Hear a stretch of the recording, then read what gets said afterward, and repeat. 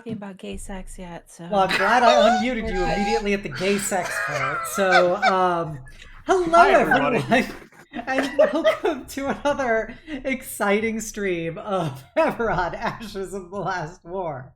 I am your DM, Obsidia, everybody's favorite Death Knight, and the DM of this campaign. As is tradition, we're going to go around the table with introductions before we do some announcements, a brief session recap, and we hop right back into the hellish action. So, first of all, we have Paige the Mage, gay sex connoisseur. I can feel her face being red. My name is Yulia. I go by Roll My BT on both Twitch and Twitter. I play a magical cat girl that does time magic here, and I have a really good time with my friends. Thanks. Oh yeah, we're sure you do. Heyo! Thank you, Yulia. Next up, we have Ilya. Where do we even go from here? Hello, everybody. My name is Ilya, and I'm playing. My name is Ilya. Ooh, good start. Good start. My name is Lily, and I'm playing Ilya, which is mostly just Lily, just swapped around a little bit, if you think about it. Oh, 5D chess character name. That was not intentional at all. But either way, I'm just local music and RPG lover. Currently, just chilling and vibing, playing D&D with lots of cool friends. So yay, that's all. Heck yeah, thank you, Lily. Next up, we have the horniest MILF in the party, Euphoria. Oh geez, that's me. Hello everyone. I'm Maris. I play Miss Euphoria Cox, everyone's favorite hot pink tiefling MILF. However, when I'm not playing D&D and being gay with my friends, I'm gay on my own channel, and we like to have comfy, cozy streams. We like to read stories. We're currently reading through some Sherlock stories, and it's just a nice, chill time. So stop on by if that's your vibe. Thank you, Maris. Next up, we have your pal Malral. Hey, I'll be playing Malral, the Dragonborn Smith.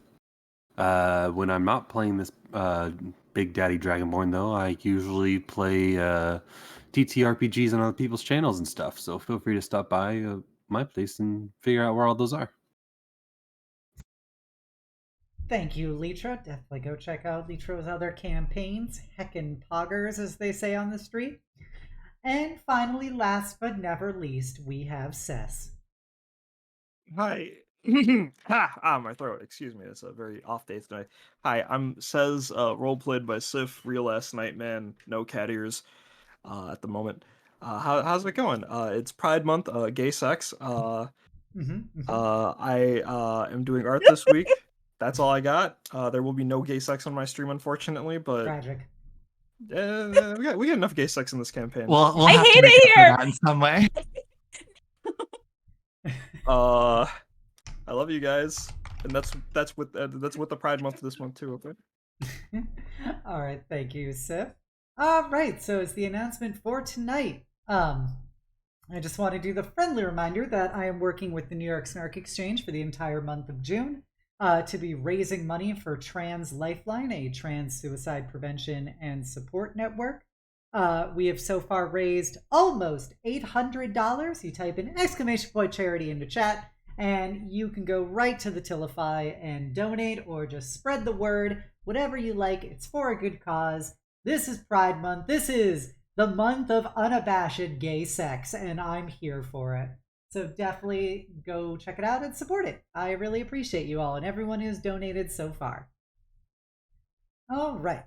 So previously on Eberron, Ashes of the Last War, our plucky group of adventurers found themselves leaving their home in Greywall and journeying to the far north of Cover to the country of Karnak, the military, the military that has a state attached to it, with a penchant for undead, where they were hired by a mysterious figure to basically go to Karnath, find somebody who died at the Battle of Seven Spears, and use them as a resonance point to enter the Mournlands and find a secret government facility that has the key to how the Ashbringers keep avoiding death permanently. Upon arriving, on the way to Cardath, our plucky kitties were given a warning as they passed by the Mourn Wall to not look directly at it, but you know what they say about curiosity and what it does to cats. And so they decided to ignore precautions and safeguards and gaze directly at the Mourn Wall for the first time in all of its horrific, screaming faces in the mist glory. As it proceeded to erode at their sanity, they eventually determined that maybe this isn't the best thing to stare at, and went the rest of the trip past the Mourn Wall in a bit of contemplation and reflection about their actions. Upon arriving in Carnath, the party was confronted with the dour and overall fairly hostile people, which thankfully was countered by Malral being a veteran who could get along really well with all of the sassy undead soldiers who still walked the city streets, and specifically with a staff sergeant Breckenrich, a very plucky little ghast who gave them a tour of the city, told lots of funny jokes, talked about how proud of his kids he was, and eventually led them to meet the Ladies Lever, the head of the Carnathi Eternal Veterans Association, a vampire and lich respectively, who they had met previously aboard the Goliath, the world's most uncrashable airship up until it crashed. While they were meeting them, who were recovering from their battle and destruction aboard the ship, they basically gave a pitch about what they're trying to do to stop the Ashbringers, and the Ladies Lever said, yeah, those guys are real dicks, we're in. And so they gave them the name of a white ranger who fought at the Battle of Seven Spears and was killed there. And he would be able to act as a resonance guide to take them back to the Battle of Seven Spears itself. His name was Master Sergeant Marcus Geller. He was a rather bored undead fella who enjoyed some excitement to participate with the party, where he then led them on a skeletal carriage to get to the Mourn Wall itself, had everybody link hands, gave them the warning that, hey guys, by the way, this place is kind of fucked up, so just, get yourself steeled for it, but hopefully there won't be any lasting consequences for you guys. And they then proceeded to enter the Mournlands itself and saw the twisted, fucked up hellscape that was what the country of Cyre had now become. And with that, we will hop back in. So, as you guys have gazed upon the fields of corpses being skewered by vast mechanical constructs, strange, skinless, eyeless wolves being eaten by living spells, and just fields of ash in every direction under a prismatic, ever-changing storm sky, what would you guys like to do?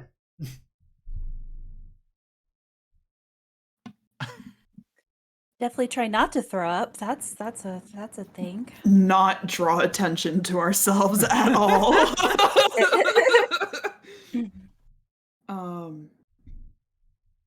Well, it's a hell of a charming place you got here.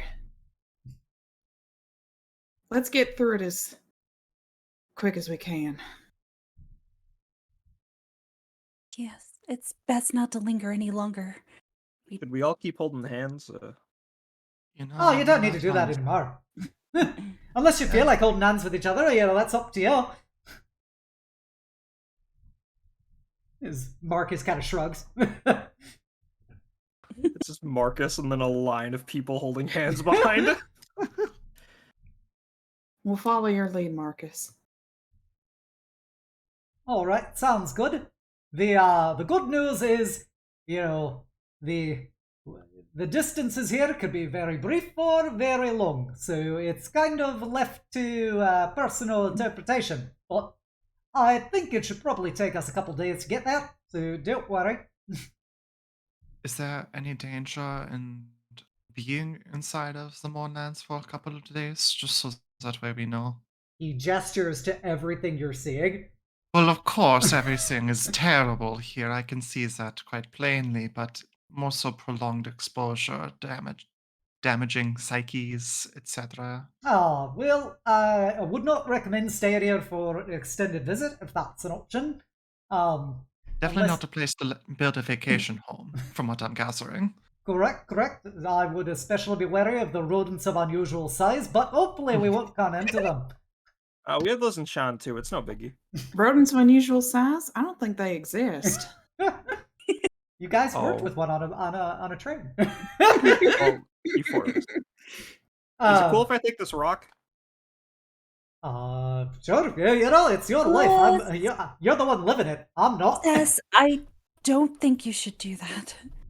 The rock What's- looks like a skull, but it's obviously a rock. It's just, for whatever reason, is shaped very exquisitely like a human skull. Puts it in a little cloth sack and like, like a little souvenir. I mean, how often will we be going in the Mournlands? Yeah. You say that like this is a pleasure, Sess. We gotta make the most of every single trip into hell. So, But yes, I please mean, if do you guys lead are on. really uncomfortable with me having this, I'll throw it away. I just don't know what anything here does. That's my main concern. And this is technically a giant burial ground. Takes the rock back out and then just chucks it as far into like the mist as she can. Oh, It disappears into the mist, never to be seen again. unless. Unless, Oh, Um, God. but yeah, Marcus will kind of, well, I could give you the scenic tour, or we could follow a bit more of a subtle route, so as to avoid some of the local natives. Best preferred, actually. Yeah, we were kind of. I mean, over under on us running into trouble at the place we're getting to, so we probably don't want to run into trouble on the way there, anyways. Yeah, the less trouble we have on the way there, the better. I'm gonna look back at Malral and Sylonia and just say, folks hanging in there?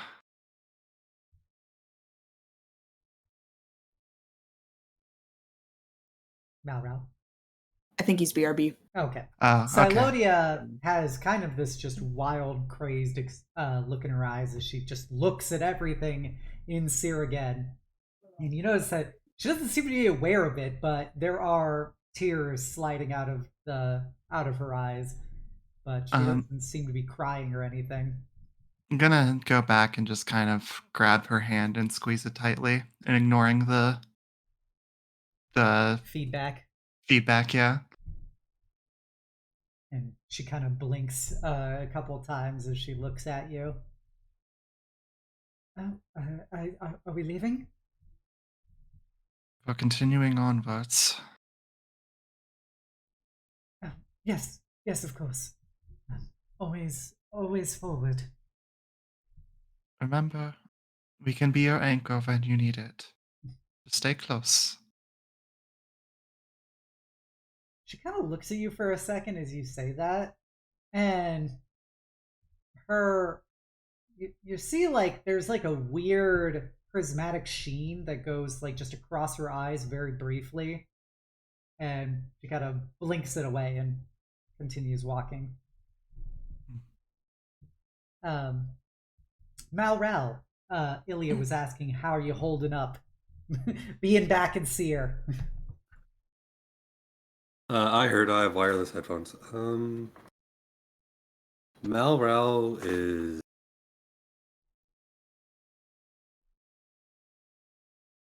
very silent at first.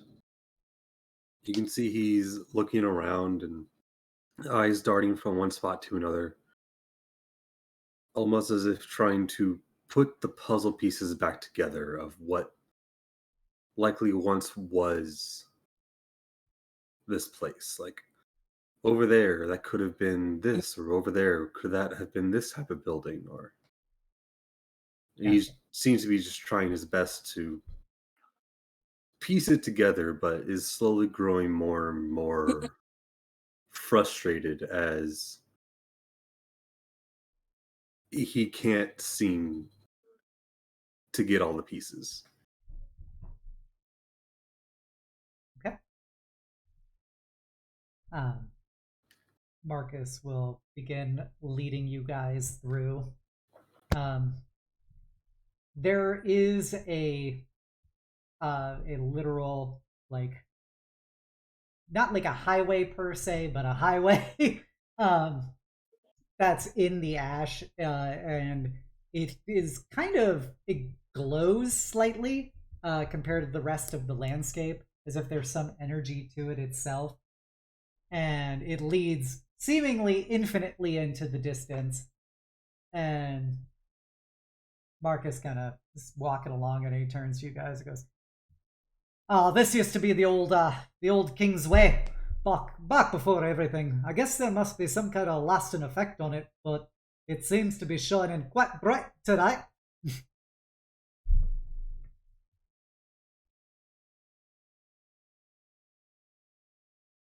And this won't draw attention, the fact that it's brat? Oh, not from the living, at least. You might see something a little weird upon a time or two, but that should be all right. Probably harmless. Probably harmless. Excellent. Hand on hilt of sword. Probably harmless, maybe is the best that we get here. And yeah, and as you follow the King's Way, it definitely feels like you're walking for in an eternity. The landscape does change as you continue on. You see at one point, what was ruined walls that appear to have been hit by a kaleidoscope of elemental effects at once, and along the walls are what seems to be the blast shadows of dozens of people as you walk through what was maybe a town at some point, as every wall has what appears to be the shadowed echo of a person who was standing somewhere there whenever presumably this went down. And you can very distinctly make out the shapes and sizes of each person, and as you look at the shadow, they seem to move slightly as a projection of that person's last moments is, kind of runs across your vision before you stop looking at it, and it just looks to be another shadow again. And that's how it seems to be for all of these people, with different looks of terror and resignation, and mostly confusion more than anything else. At least in the war, it was soldiers who signed up that it met their end. How is such a device that killed so many innocents worth the end of a war? Sylonia remains specifically quiet at that comment.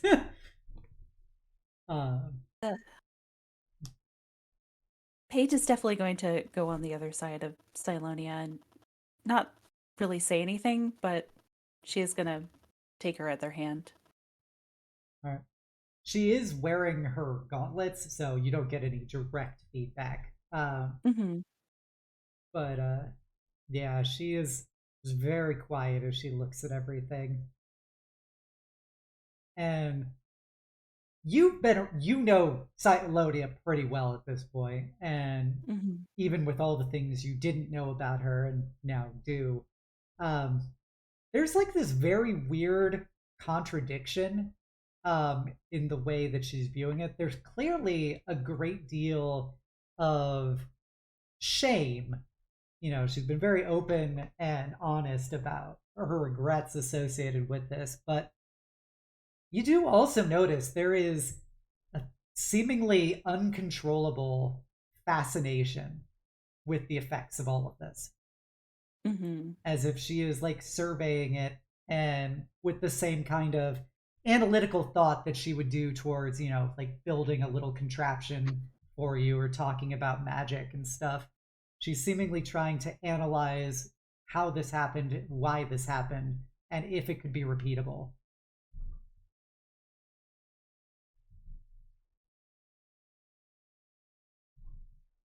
This was a tragedy for most part. It's best not to be repeated.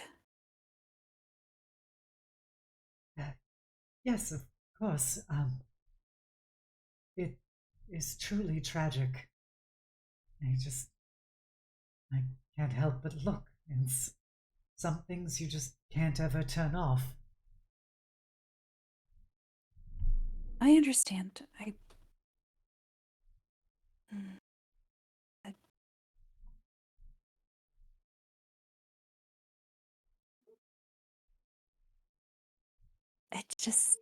it's so strange to think that you were really a part of all of this. Like I'm meeting a whole nother person. She gives a uh tries to give a very forced smile, but it just never properly forms. And she goes, "This is who I always was."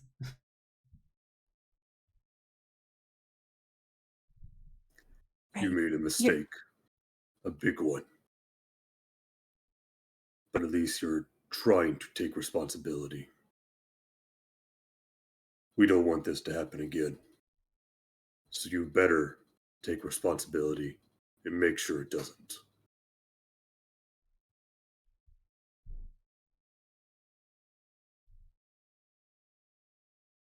Hey, was there anything you wanted to say? she just she'll just kind of squeeze her hand a little bit, like almost encouraging. We'll just kind of be a pillar right beside her. Yeah. And yeah, she just kind of looks away from Malral and keeps on walking along. Um, Marcus kind of just walking with his hands behind his back, very much like an anime character, and like the back of his head. And he goes, the war would have been over a lot quicker if you just would have acknowledged Karnathi's supremacy.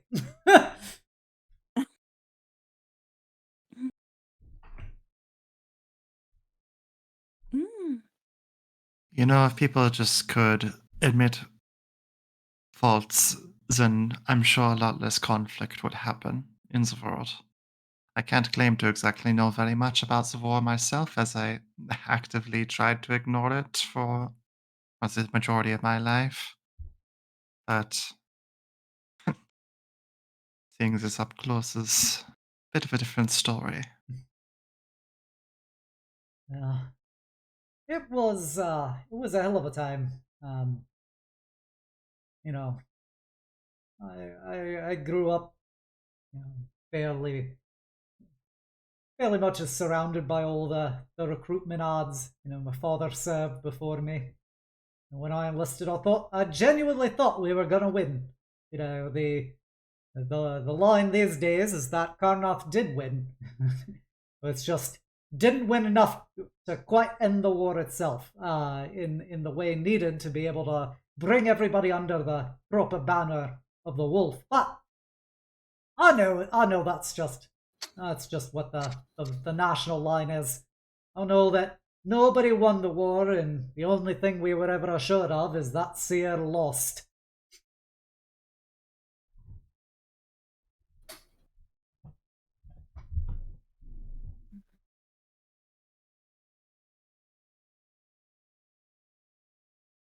Well, you know, you should be counting yourself lucky that you never got to fight. And not everybody has the raw testicular fortitude, as he makes a gesture around where his testicles are, to square up with a known foe in battle. But More so, I was hiding in the shadows, dealing with my own conflict, as she intentionally looks away from all of the uh, the outlines of where people once were, because that is familiar to her. Gotcha. I And fought to defend these lands. This is where my family was. I thought I was doing the right thing.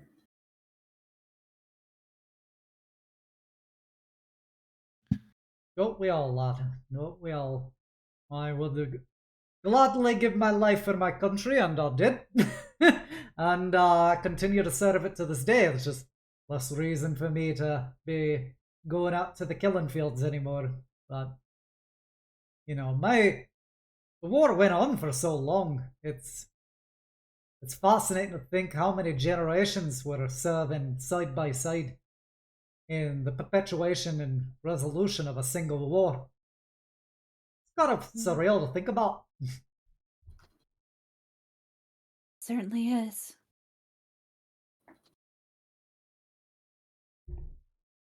Well, Strange keep to moving. think.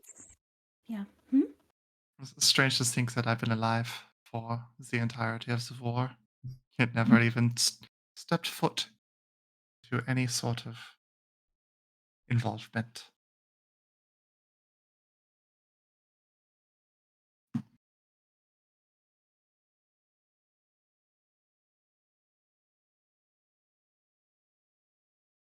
Definitely in it now, unfortunately.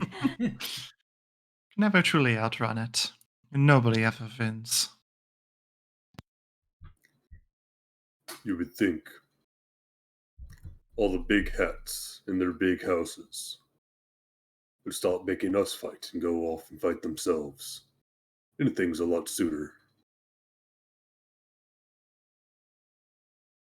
It's them who have us march out anyway.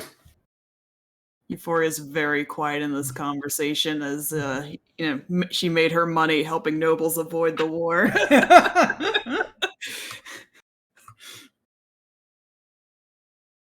Yeah, Marcus kind of shrugs and goes, well, as long as they have the money to keep paying the poor and keep on fighting, well, I guess we're gonna keep seeing more of the same.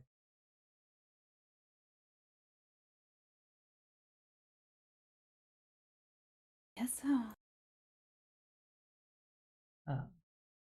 And as you move through the Blast Shadow town and stuff, the hours keep stretching on, and the sky just continues to be the same prismatic storm of fractals and images. So it's not like you can really tell day or night.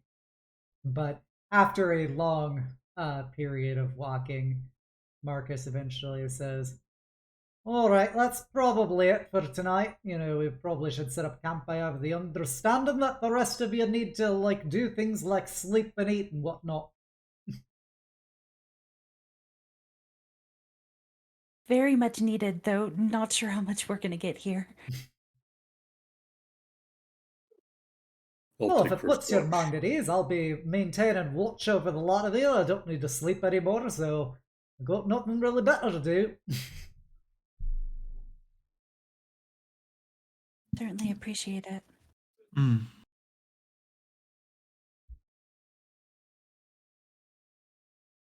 Just kind of sits down, takes out his longbow, and puts his swords down next to him and stuff, and he starts putting down some cards. Probably trying to play solitaire again.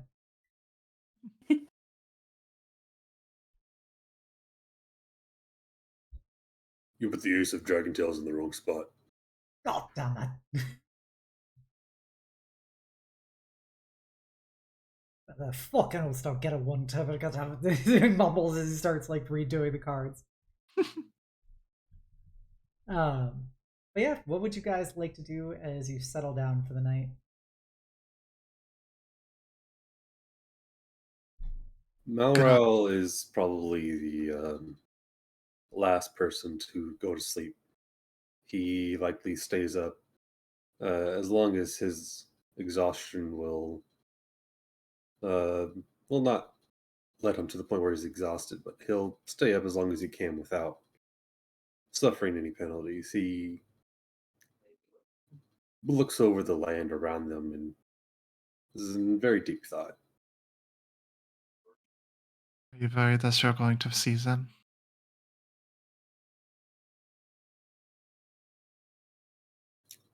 I already have. Just now?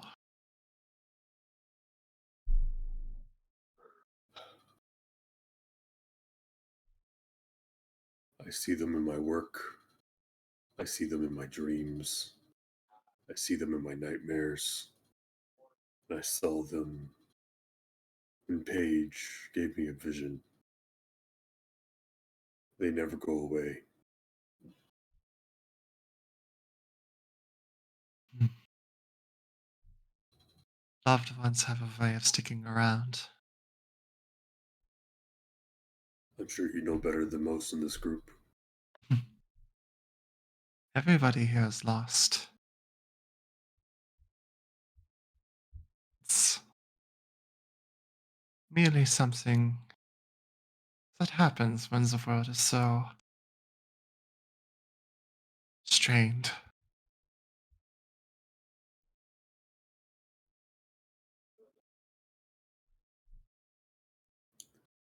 Paige and Sess lost their parents. Foria has lost her daughter. I've lost my family and home. Sylonia has lost just about as much as anybody could ever hope to deal with. But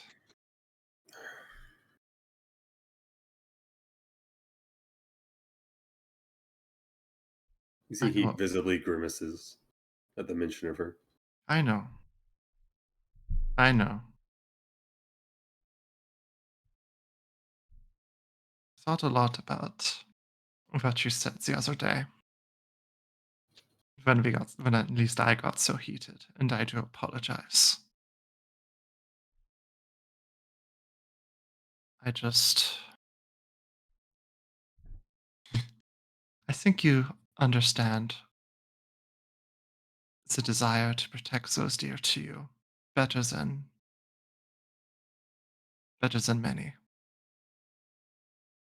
And I know that we can never forgive, or that you could never forgive the damage that was done. But all people are worth protecting, and I know that she knows that too.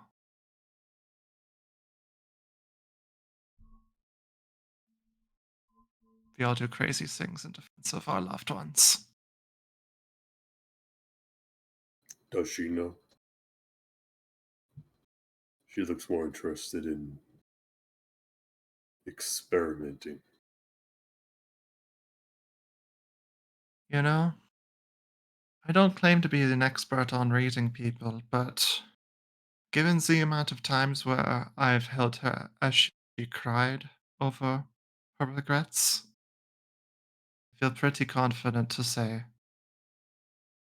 that she is truthful in that.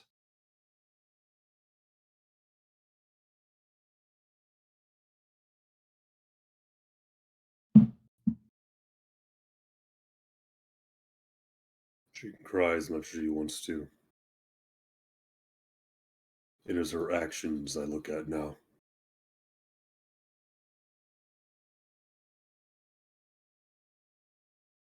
Indeed, people can change. People can aim to better themselves.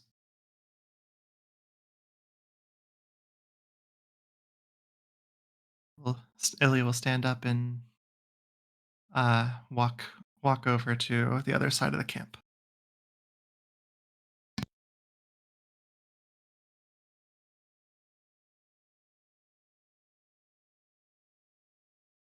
Um, I'm assuming the camp and everything's taken care of, right? Or something. And we're just hand waving watches. I Paige, Yulia, Bestie, you have anything in mind? Other than she's like trying to sleep. She's like curled up in a little ball towards the end of the camp, and like she'll close her eyes for a few seconds and then like have them open, and she'll like shift around. So it's just this constant like trying to go to sleep but can't go to sleep, but like restless. But You're like turned away from like the fire and the party though, right? yeah. Okay. It says it's seen you on sleepless nights. She can tell when you can't sleep. So she's gonna grab Sylvana and bring her over to the area where Paige is sleeping, and just sort of like sit with and then just like, so basically Sez and Sylvana are like sitting near where Paige is sleeping, just so Paige can Yeah, sorry for dragging you over. Are you feeling alright?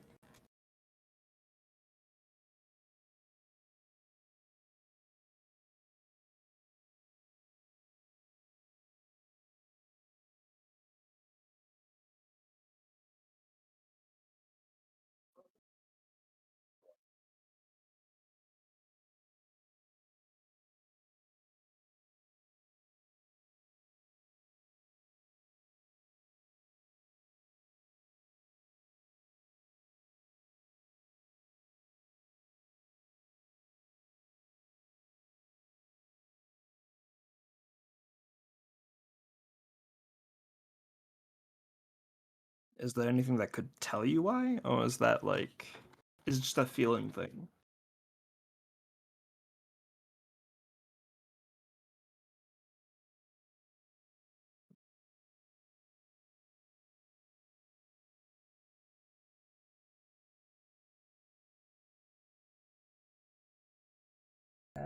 My bad. I didn't realize I was muted. She Oh goes, no. yeah, my bad. He goes, yes, I don't feel tired here, and the world around me seems so horrible, but it just doesn't affect me, and I don't know why, and that scares me. Mm, Well, if I were to put my thinking cap on for a second, I remember my dad telling me like some of the stuff that he works with, he had to wear like safety equipment. Did you not practice safety standards when you were working with your dad? Um, I I had I followed what my father told me to do. I've had lots of experience with chimeric energy before and axiomatic contradiction, and it never really seemed to affect me. Well, maybe this is just more of that. Maybe, from your studies and your work, this is just one of those benefits, like how Paige can see into the past and the future as part of her work. Maybe the Mournland doesn't affect you as bad. Or at all, really. Maybe. But you still have that weird feeling, right? That things are out of order, not in the right place. Yes. I get that from time to time. Uh, Usually it's my danger sense going off when something bad's about to happen, or sometimes it's indigestion. Maybe it's indigestion, but um, when I feel weird about things and I can't do anything about it, I try to focus on what comes next. Like what is something to look forward to. Like you've spent a long day at school and it's like, oh, it's a pizza Friday, or after school, me and my sister going to go out and get fast food. So when this is all over, what do you plan on doing? You know, after we save Eberron and all that. I, I don't know. I genuinely don't know. I've Mm, not known what my life was going to be for quite some time now. well, not knowing is really good. I'm not gonna lie. Someone who doesn't know many things, it's very nice. Um, but because you don't know what comes next, that means anything could happen, right? Me, if this all goes through and I somehow make it through just fine, I'd like to go to the beach again. That was pretty nice. I hope you have fun. We will, because you'd want to come, right? Unless you hate sand, that's understandable, I guess. It's so coarse and it gets everywhere. She just kind of gets really quiet and she's like, when that time comes, I would like to if it's still an option. She seems to be very much uncomfortable with the prospect of the future. Mm. If you don't like talking about what could be, how about what would you want to be? You know, just nothing locked in, just things you'd like. You know, like if you had your own happily ever after, what would you want to do? Who would you want to spend it with? She looks very crestfallen at that comment. And Paige's ears are twitching. yeah, as you dragged her over to her ex. I'm trying. She goes, I don't know what I want, Sess. I think I'm going to go check with Marcus about some questions I have.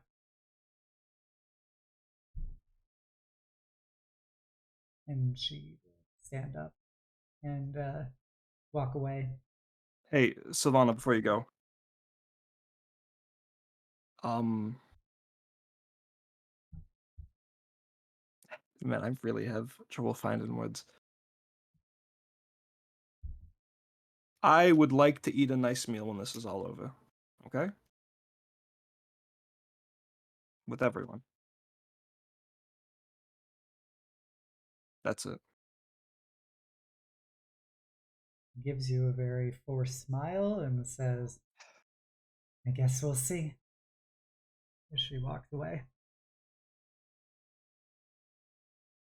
After that, says fucking falls backward and puts like her head next to Paige, sort of like so they can whisper, and also sort of looks like Paige is about to. It look like it. So, words. So it looks like Sez is about to fall asleep too, and it's like, you feeling alright there?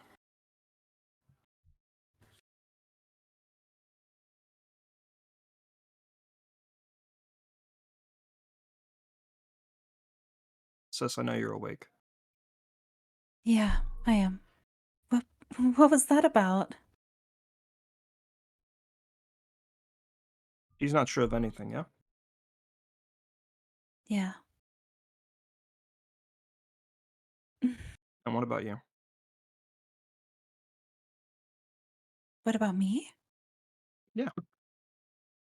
You mean what I want after this? Yeah.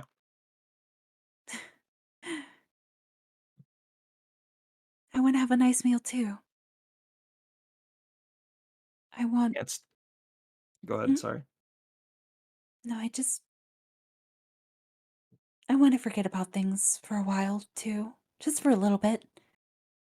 Like a nice trip to the beach sounds nice.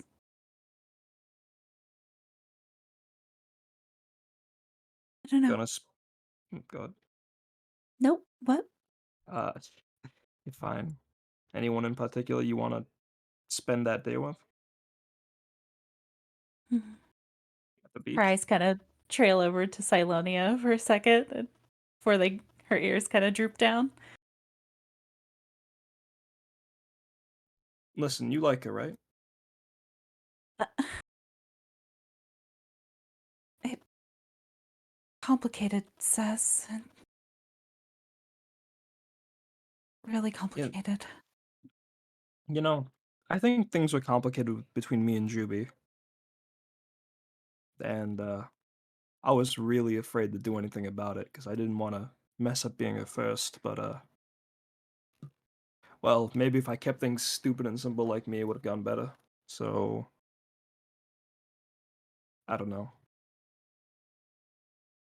Might be complicated, but she needs the support anyways. And if you want to be with her, you'll make it work out.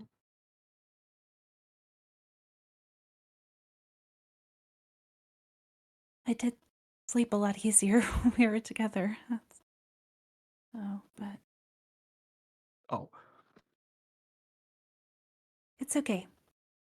But we haven't. It's been a while since the two of us slept together. I yeah. think I'd sleep a lot easier if we could. Okay. Mm. Yeah, I think I'm gonna nod off right about now. I give them enough talking for one day. Surprised you even can, considering where we are. You're really brave, Sess. Nah, it's just. You remember when we would like look up at the sky in Loa Shan and see basically nothing but smog? Yeah, of course. I mean, this is kind of the same. The smog's scary. The thought that, we could get cancer for just existing is scary, but I've got you, right? And you've got me, so. Smog, a Mournland cloud, or whatever, it's fine. She'll kind of turn around and like face her up. You like, now that you're looking at her, you also see Spikes sort of like smirking from like Sez's shoulder at you. She she had turned around being like, "Oh, we can have this moment together," and her eyes immediately went to Spike and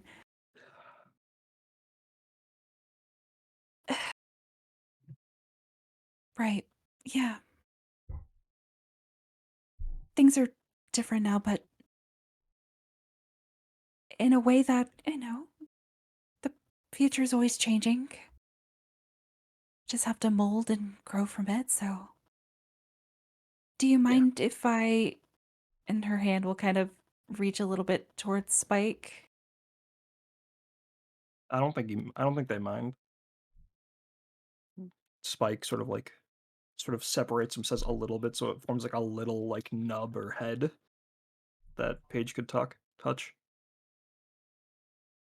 She'll like hesitantly reach for it and pet the supposed head. You know those like plastic like elastic toys you like see at Target and stuff with like the water inside of them, and like you just feel like the primitive urge to squish them. It's like that. That's what Spike feels like. Oh, that certainly wasn't what I thought it was gonna feel like. Just because I named him Spike doesn't mean he's all spikes. When I wear them, they feel like a giant waterbed around my body. Is it comfortable? It's nice. It helps me ignore the pain when times come. Hmm. Where's Index? Oh, she kind of looks over and Index is like tucked in between like her collar of her shirt, kind of like pokes out a little bit from her hair. Squeak, squeak. That's good. Gives Index a little boop on the head. Yeah. To think that we actually, get to have a pet of sorts. I know we had Pets. strays all around Sharn, but Pets. Just like Mom says and Spike are looking at you, were you not counting Spike? well, no, I meant now as opposed to, when You we said lived pet in singular. Sharn. That's all. I'm just rising you up since you said pet singular. Pets, yes, Yes. plural. Yeah. Yeah. Yeah, Mom would fucking kill us if she found out we were keeping pets. uh, She would. She would. We're older now. We're more responsible. I trust you and whatever decision you make, and we'll finish this together. yeah. I'll be with you every step of the way. Kind of leans over and bumps her head up against hers. The head bunting, yeah. Head bunting. Says looked a little somber when she said every step of the way, and Yeah, I think. Yeah, I'm gonna nod off now. Okay. Okay, me too. Good night, sis. Night, sis.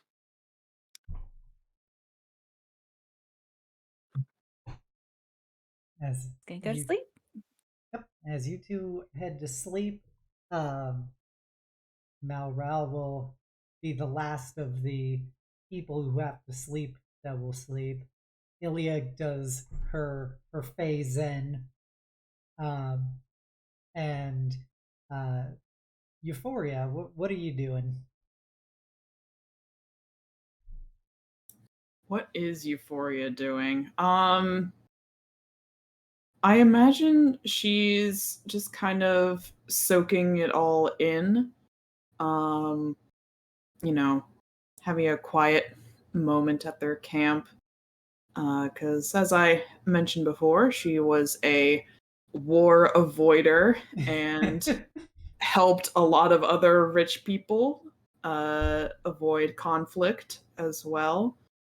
So this is just kind of a little bit of a somber moment here, and just thinking particularly on the Malral's comment about, if the rich people who waged the wars actually fought them, things would be differently.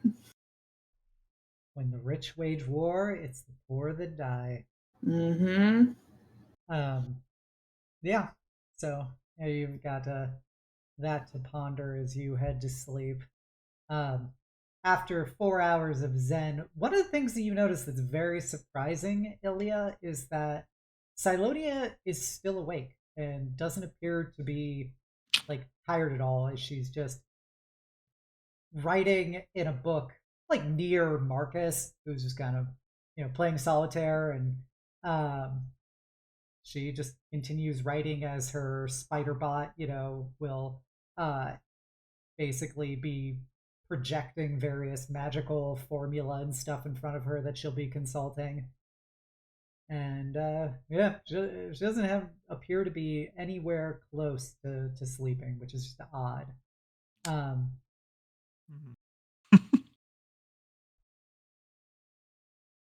Just kind of get up from meditation time and just kind of walk over to their area and just sit down to say, feeling arrested?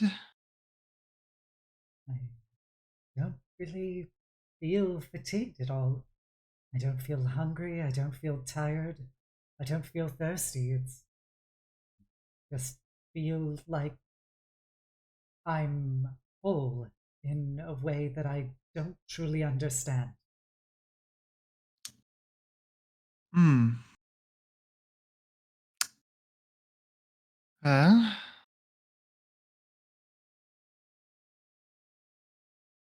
sometimes I find that I feel that when my brain is in a little bit of denial. But I can certainly understand body feeling confused about being back here. If he feels the need to rest later, then just let us know. She nods. And Ilya, you see Marcus kind of look up from his game for a second and kind of squint into the distance. And once he does that, you can go follow his eyes. And you see that there appears to be a sparkling, shimmering, glowing object that is inching towards your campsite. Marcus, by any chance do you know what that might be? I can't tell for certain. I don't believe I've seen that before. Would you like to go investigate? More so worried about what it could potentially do to us. You've never seen something like this before in your travels? Ugh. He gestures to the world around him and goes, I've seen a lot of strange things the various times I've been through here. No. I mean no ill meaning. by that. It's just feeling a little bit out of my depths here. I try to maintain the calmness, but you know, I Sylvana, would you mind please please watch if I make any sudden movements. We'll get everyone up, okay? She puts her book down as her spider bot stops projecting and leaps back onto her back as her gauntlets electrify with electromagnetic energy, and she nods. God, it's been a while since I've done something like this, but she'll kind of start to sneak forward a little bit to try and get a better look at it. All right. He will. Marcus will be right there next to you as he gives you a big rotting tooth smile.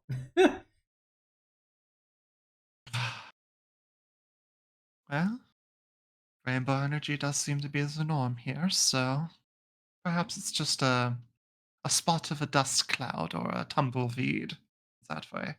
I severely doubt it, but I like your optimism.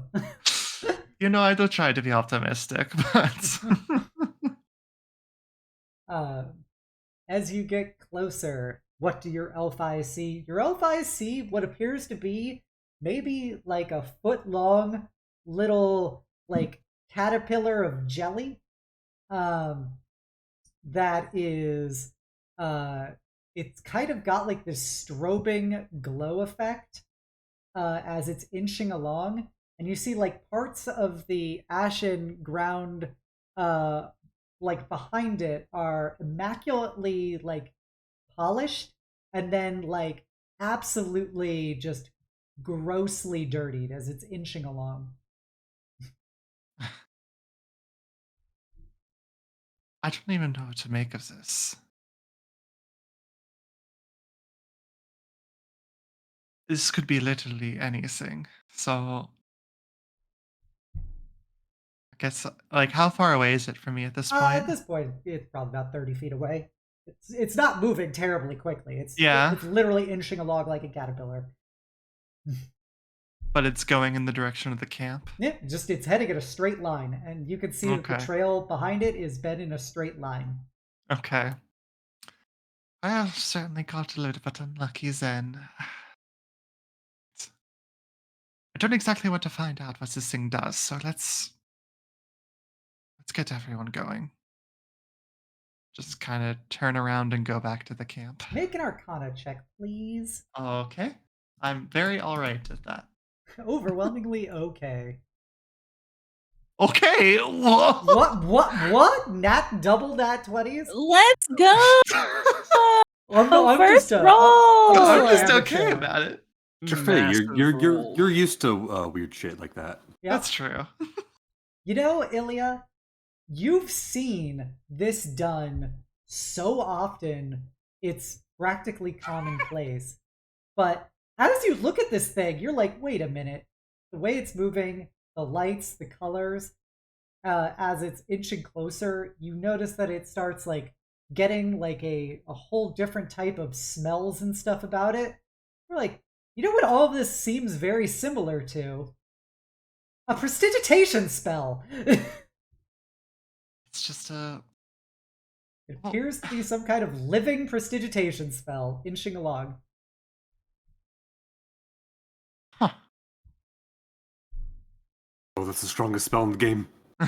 It's true. I'll just kind of look over at Marcus and just be like, well, hold on a minute. You said that there were roaming spells in the Wasteland. This seems to just be, well, a harmless roaming spell. I find it hard to believe that it's harmless, but if harmless, that thing can make your tongue taste like mud. That's so it goes. Count ourselves lucky in that way. Well, I can kill it in abundance of caution if you like. Okay. Something about killing magic seems like a bad idea in this realm that is populated entirely by magical chaos. Oh, you clearly have never been jumped by a fireball before. No, I cannot say that I have. He shrugs. Either way, we should head back to camp and. Well, I don't exactly think that this is going to be a bad thing if it rolls through the camp, but we should still probably be making sure to not disturb it. Okay. As it inches, you head back to camp, and it takes a while for it to get to the camp and stuff. It's just a little thing. You just keep moving along. And there's like at one point it just moves over Marcus's shoe and it gets really shiny. And it just keeps inching along, and then Marcus smells like asparagus, and then it just keeps inching along. And now Marcus's blanket has a little green spot on it. Don't know why. All things considered, Marcus, that's pretty good. And he goes, "Oh, I was kind of curious what was going to happen. I thought worst case scenario, they'll eventually heal back."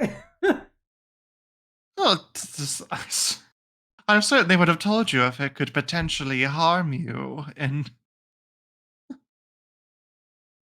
yeah, it just keeps squirming by, and if you don't do anything, it will move past your camp as it puts a little mud on Malral's horn, and then just keeps inching away.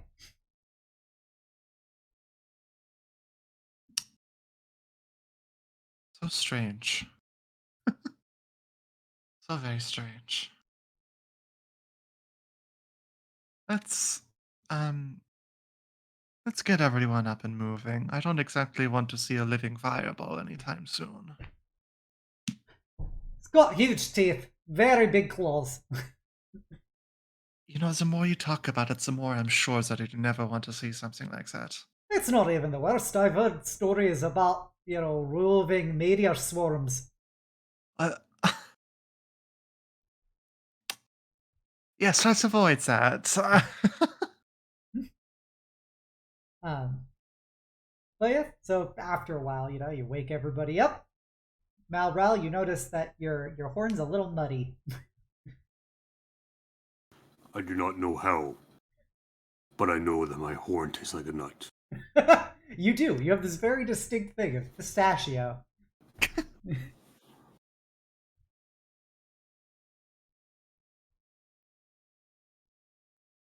I couldn't have been almonds. And yeah, Ilya, Sylonia never went to sleep that night. Definitely making a note of that, but probably not telling anybody because there's already enough concern on her well-being. Fair call. But yeah, and as you do your next day's walking, you notice that after a couple hours, the King's Way becomes surrounded by mist that doesn't really go over the road itself. And as you guys get closer, you see out of the mist is what appears to be tens of thousands of people. Kind of, they're not like shambling, they're just kind of like very worn and tired, walking along either side of the King's Way. And they appear to be very haggard. Some of them have possessions on their back, holding children, etc. It looks to be probably refugees.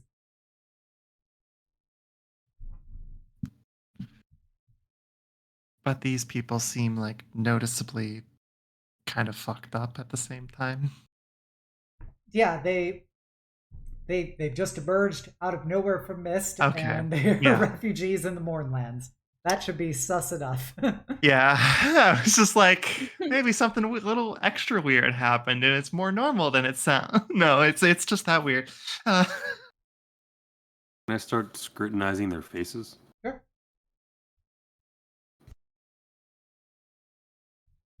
This isn't anything to be worried about, is it, Marcus? Only if they start attacking. Goodness, I hope they don't.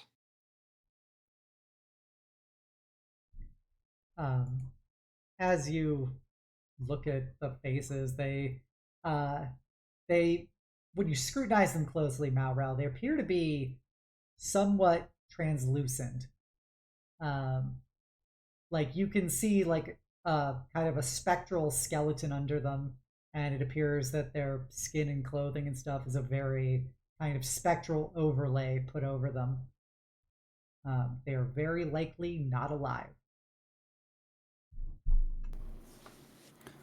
They are those of deceased.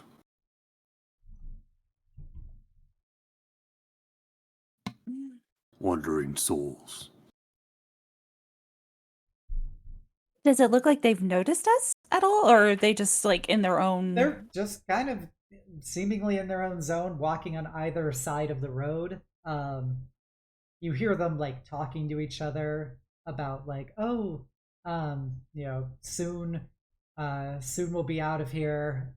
Soon, we can escape the storm. Everything's gonna be okay when we get to Brayland, stuff like that.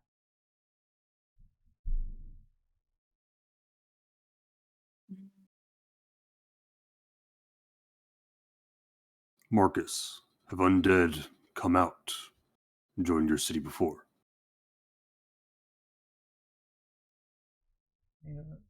Well, I've seen lots of undead, moving around the Mournlands. Nothing, nothing really leaves the Mournlands per se. It'd have to be something particularly directed for them to ever depart, because of the, what I understand the rules of resonance to be. I see. So they're stuck here. Kind of shrugs and goes, probably. Probably been dead for what, a few years. Probably died in the morning itself.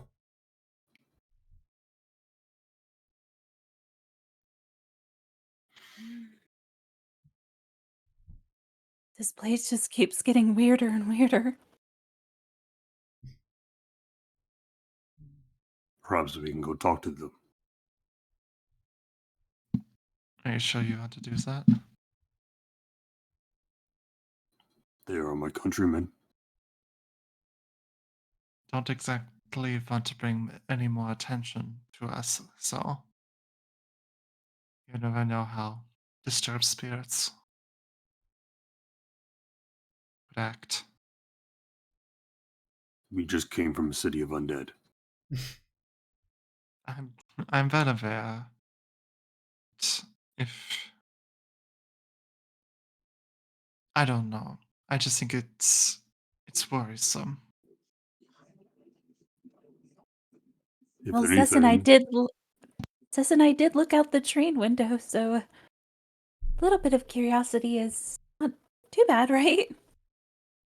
Just look back to seeing Sez picking up another rock and looking at it. Let's put that down. if anything, if they do wish to depart, I may be able to help them with that.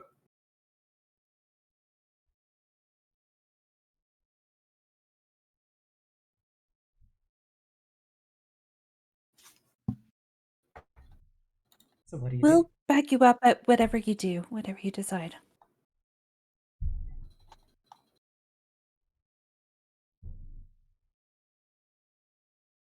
Malral starts to approach them. Yep. Yeah, they keep on shambling along. You wish to do anything else to them? Can I try and wave and get their attention? You by waving, you do not seem to alert them. How far away are they? They're probably maybe 10 feet away from you. If you step off of the King's Way.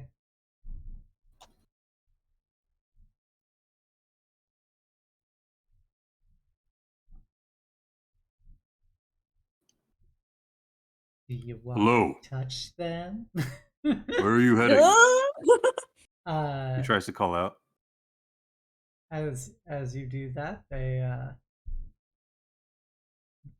you see a few of them stop and kind of turn their heads to look at you, and when they look at you, you see that their eyes are clearly projecting morning sickness. You can see the swirling smoke and screaming faces within their eyes.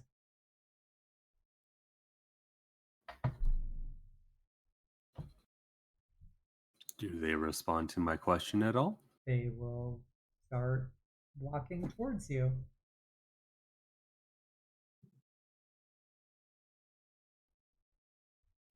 There you go. Don't worry, we're gonna be out of here soon. Where are you going?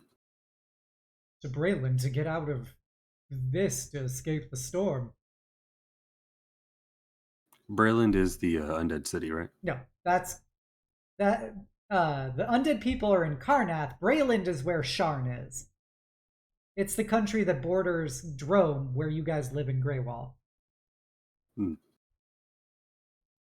And have there been any reports of like undead coming out of there? No, not in anything sizable, at least.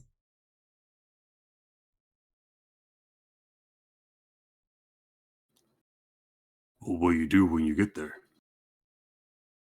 Try and find a refugee camp, something. I don't know. It's only been a few hours, but I didn't think it all through. 2 hours. No, friend. It has been much longer than that. Be careful, Malral. Yeah. Cocks his head to you. He goes, "What are you talking about? We just heard the news. We just saw what happened to the capital. We started leaving. We were told we should be able to get out of here. The soldiers will be able to meet us at the border."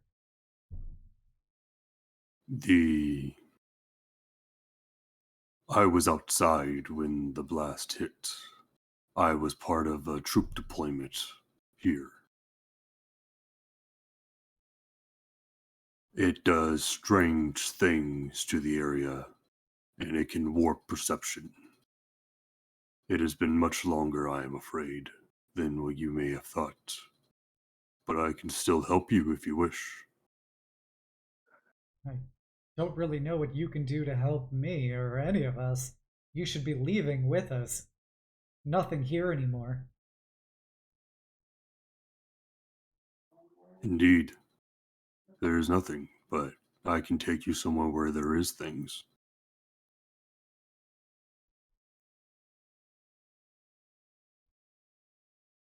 At least he goes, "In Brayland?" Beyond, where you will be able to meet more of your fellow refugees. All right. Well, if you want to help us, you're more than welcome to come along. What I can do is a spell. Magic that I picked up. It can send you there instantly, if you so accept it. Oh, wow, really? Yes. You will be with the other refugees and I'm sure many other people that you know. Huh. Incredible. Yes, absolutely. What do I need to do? Just stand there, and when you feel the effects take over, just let it. Yep. All right. And can I use my clerical powers to help send these waylaid souls on off to the afterlife? You can make a religion check. Oh boy, I'm good at those.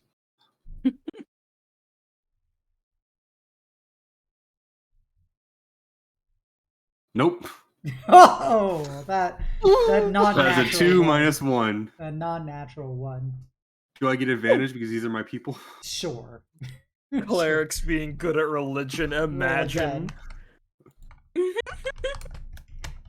Nah, it's a little bit better, but no. Okay, that's 7. Yeah, you can identify that you might be able to, help this one guy transition, but the thousands more people will walk about 50 feet past you and then disappear again into mist. And then you'll see a rotation of people once again emerging in front of you in the same refugee procession. As if they're trapped on this specific, 100 feet of road in perpetual motion.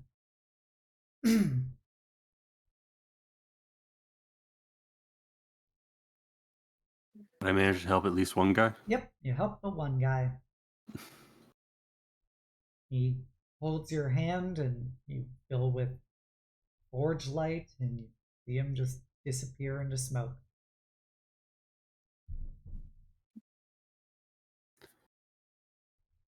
They're with the Embers now.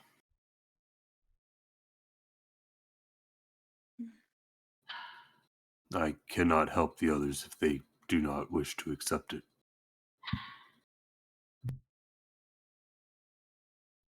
It is innumerable how many have suffered. Helping even one is a noble cause. We may not be able to help all those who are already past, but we can save a lot of people who are still alive. To 7 spears then? Yeah. Let's do it. All right. From what I understand, most spirits that happen to transition when they were within the morning, they don't ever get to leave. Something about the magic.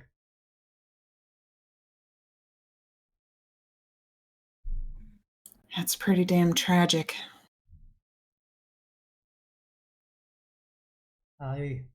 Nearly 2 million lost souls.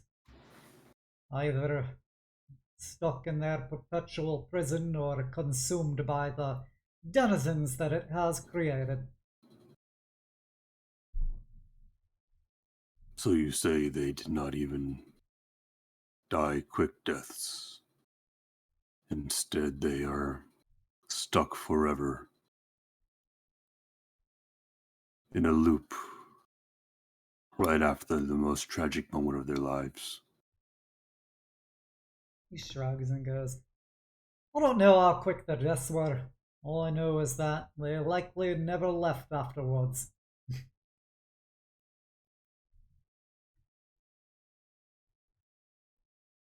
It's not easy to leave the morning, especially, I imagine, for those who never left home in the first place.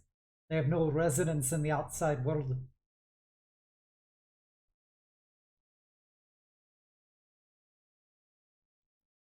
This is worse than ever I could have imagined.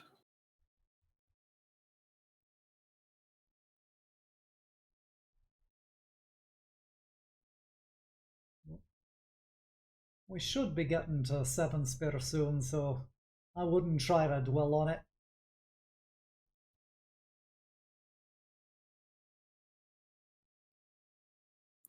He says that, but Malral can't help but think of all the people that he knew Mm-hmm. and starts to wonder how many of them are trapped here that have yet to move on to rejoin their families in the afterlife.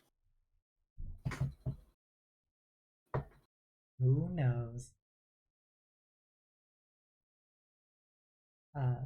After some more walking, you guys will arrive at a secondary campsite. Marcus tells you that you should probably get there the next day if the feeling in his chest is correct. But probably should get your rest. He hasn't been to Seven Spears since he died, so he doesn't know what's going to go down there, but it was not a pretty place the last time he was there. We're only expecting the worst. Correct. Is there anything you guys wish to do tonight?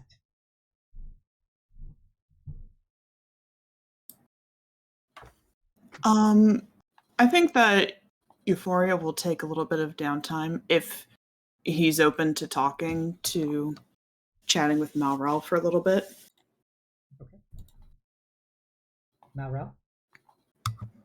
You see Malral at the edge of camp, seemingly messing with what looks to be a few strange things. Incense, a small bowl with a little bit of spice inside that she starts to burn. What are you working on there? I am looking into the embers of the fire to see what they can tell me.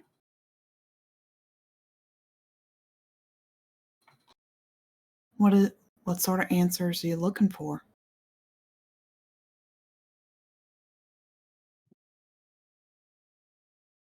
I would have to ask it a few questions. I am nervous about the questions I hope to ask.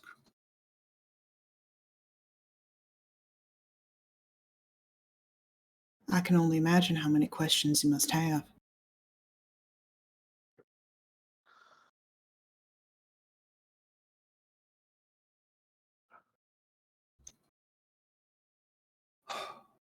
Do you have a question? I think I am too scared to ask mine. I don't really have a question per se. I just wanted to talk.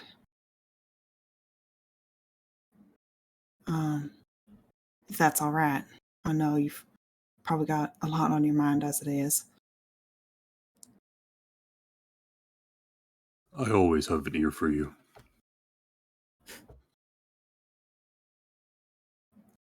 You really are a nice guy, aren't you? When He you're gives not. a toothy grin. It's When you're a not little threatening forced, but when you're not threatening other party members, that is. And she'll give a little crooked smile. Uh,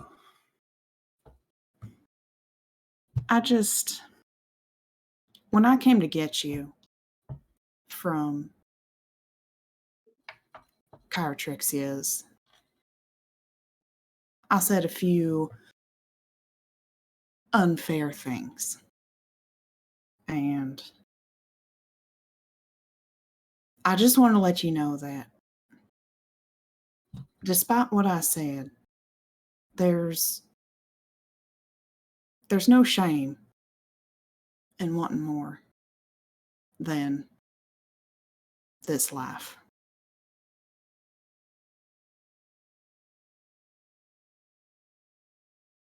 It's a lesson I've yet to learn myself.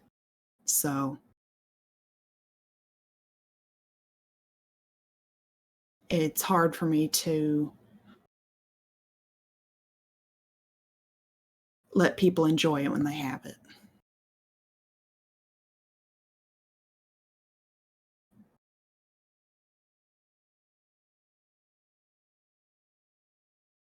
do you think the sense of duty you put on others, it doesn't allow them to enjoy the life that they have?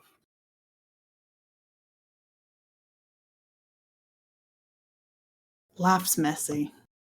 Work is easier. Malral thinks back to literally diving into mercenary work after the tragedy and seems to nod. Indeed. But just because it's easier doesn't make it right.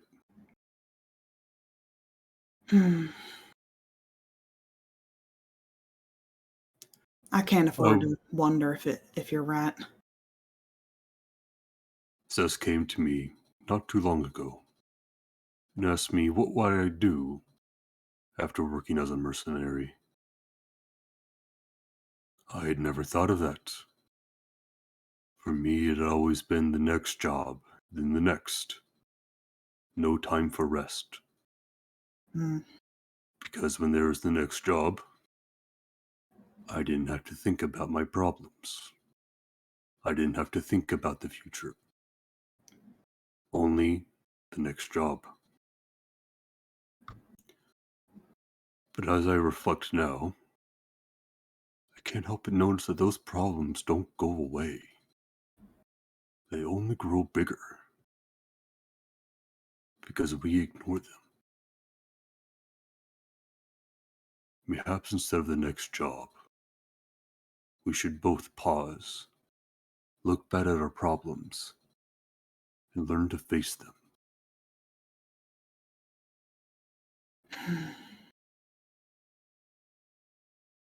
Well, when we're done saving the world, I just have one person left to save. And then, I don't know what. Like you said, I don't think about it. Maybe we can enjoy it.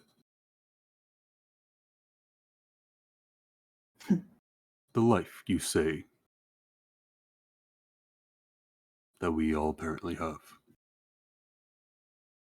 Outside of work.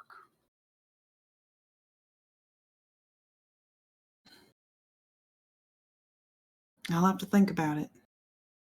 Let's both think about it. He looks back down at his divination set. There is still a question. Are you sure you do not wish to ask the Empress anything?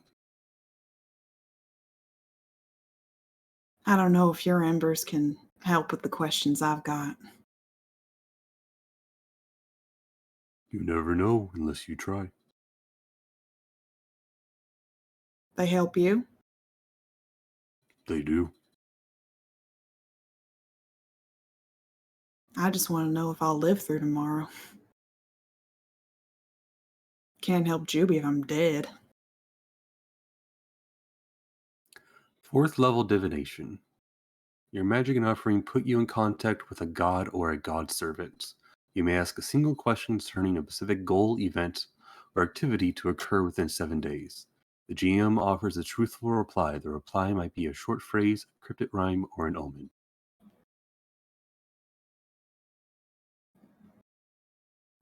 I guess if it's my question, I guess Euphoria just wants to know if she's going to live through this encounter. But that's not really up to the DM right now, is it?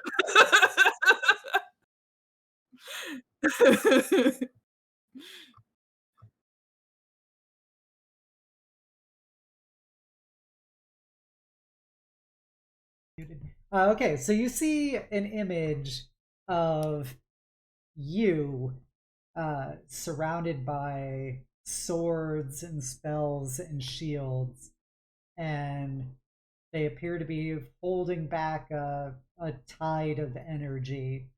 And you get the feeling that as long as those kind of martial slash arcane tools can stand in the face of that energy, you will continue to be alive and ongoing.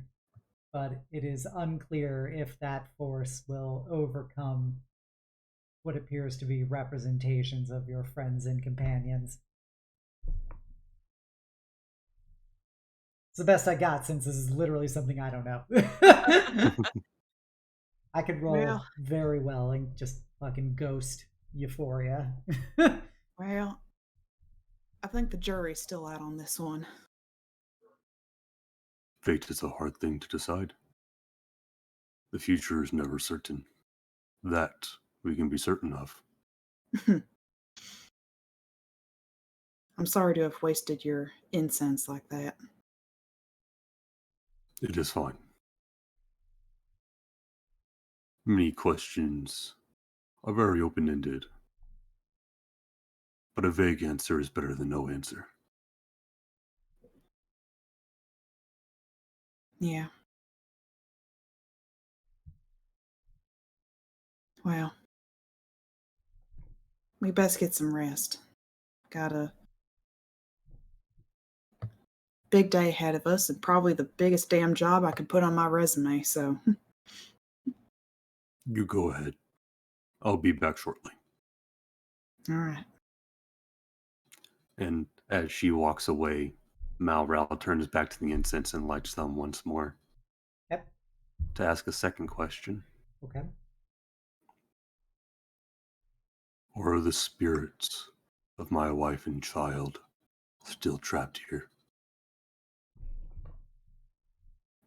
You see a worn version of your house, and even though it appears to be dilapidated and tainted by the arcane energies of the Mournlands, there does appear to be a light still inside. The end. Malral starts to... His eyes get a bit glossy as water seems to build up before falling down his face as a few tears.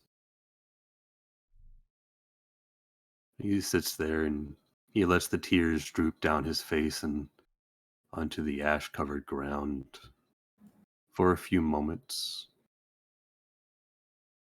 before he starts putting the incense away.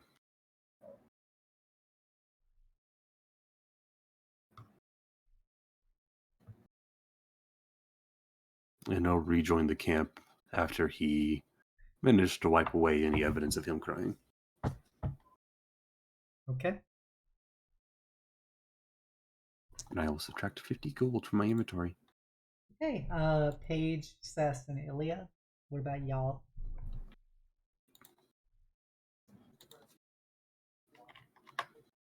Paige will probably do a repeat of last night, Yep. where she kind of spends a little bit more time with Sass, just idle conversation and snuggling with her to sleep and trying to get a little bit more familiar with Spike. Every time Says looks a little more downtrodden, but is happy to be with her sister in the Mournlands.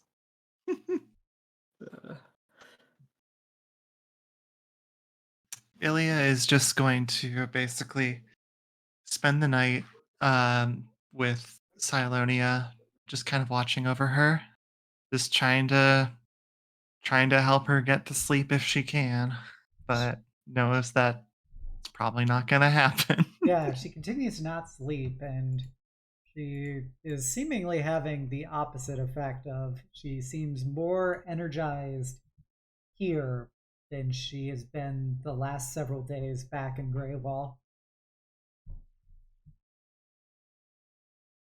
And so that's odd. Yeah, a little bit.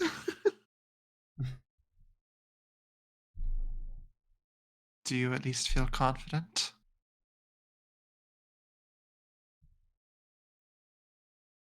I feel like I'm on the cusp of figuring out something definitive.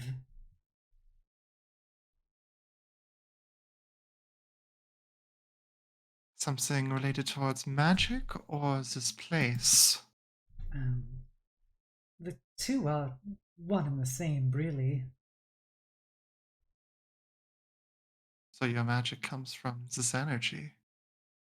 What my magic? What do you mean by that? I'm an artificer. No. I didn't mean it like that. You just said that you just feel more in touch with your magic. Merely just trying to conjecture as best as I can. I'm no page, but I can do my best. I just feel like seeing this in person again after so many years, it's just got my mind racing. Seeing the effects of axiomatic contradiction in living motion, it's as if it is no longer simply an abstract hypothesis. And so it's reminding me of some of the ways of the nature of chimeric energy and potentially how it could be uh, redirected from its introduction into the world. You think you may know a way to counteract this? Or at least just starting to figure something out. I don't know if I have the capabilities to stop this, but I think if confronted with Peacemaker once more, I might have some means to be able to redirect its energies at least, if it is operating correctly. Wasn't that a good thing? Good to be able to connect with the feelings. I can't say I know much about chimeric energy or anything of the sort. I merely dabble in what feels natural to me.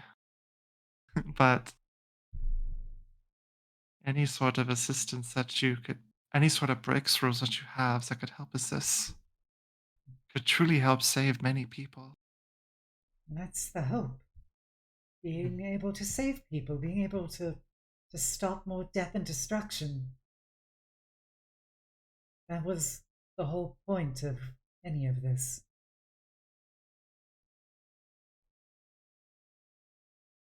I want to tell you to get some sleep, but it doesn't seem like that's going to happen.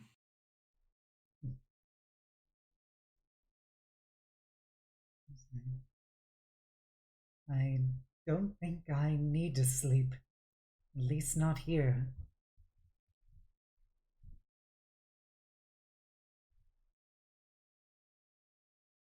I'll leave you alone, but I'll be up for a while. You know where to find me. He gives you kind of gives you a small smile, and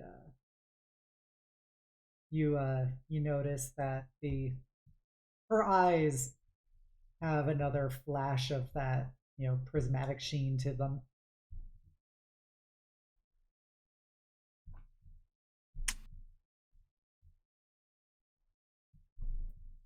Ilya just kind of thinks to herself, just like, something's wrong, but I don't know what.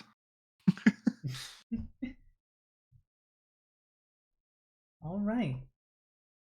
Later that night, Ilya, you and Marcus and Sylonia again, the dream team of people who don't sleep. You see that there appears to be a small humanoid or a child, kind of wandering across the ash fields.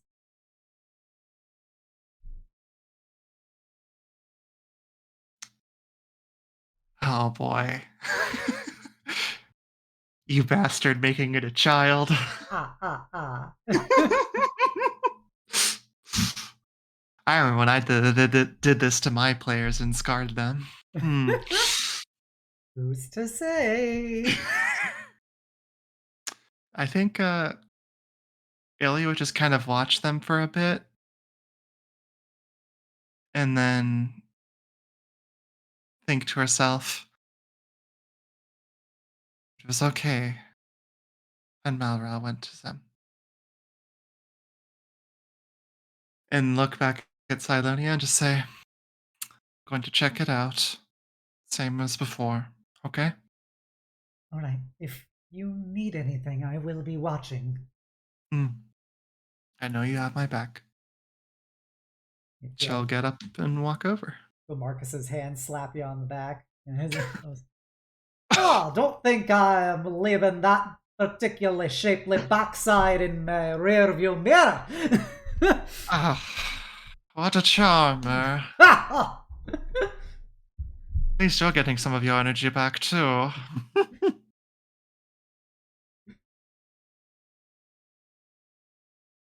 just the prospect of being out in the wilds again, surrounded in a hostile landscape with several beautiful girls, it just gets the feeling of, this was why I went off to fight in the first place.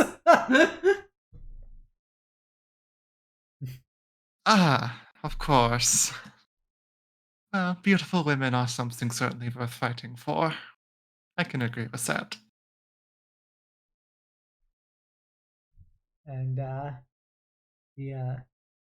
two of you will approach the child, and as you get close, the child will look up at you, Ilya, with some just kind of bale light glowing eyes, and go, I'm lost. I can't find my family. Can I sit with you? Ilya will just kind of sit down and just pat her lap to let the child rest their head on her lap, just giving him a soft, gentle nod. The boy is holding a little worn teddy bear in the green and black of Cyre, and it's got a little ribbon around its neck. What appears to have been a bow tie that has been unraveled. And he kind of nods as he goes over and lays his head on your lap, and he feels basically weightless. Mm. And Marcus gives you kind of a look of, you sure about this? Just look back at him and just go like, I'm not sure. Yeah. Keeps his hands on his swords as he supervises. I'll kind of just, take some moisture from the air and just shape it into like a snowflake and just hold it in front of the child.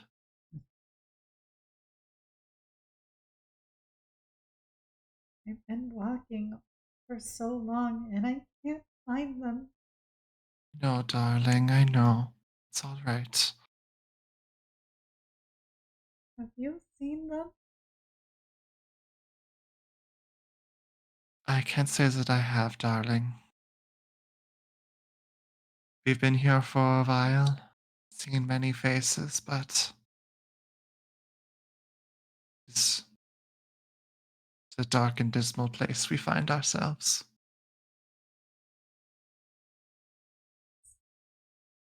It's so scary to be alone. I just want to be with them again.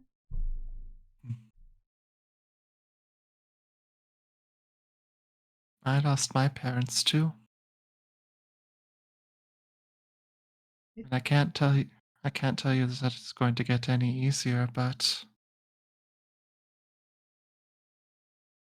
standing tall, one foot in front of the other, helped me keep on keeping on.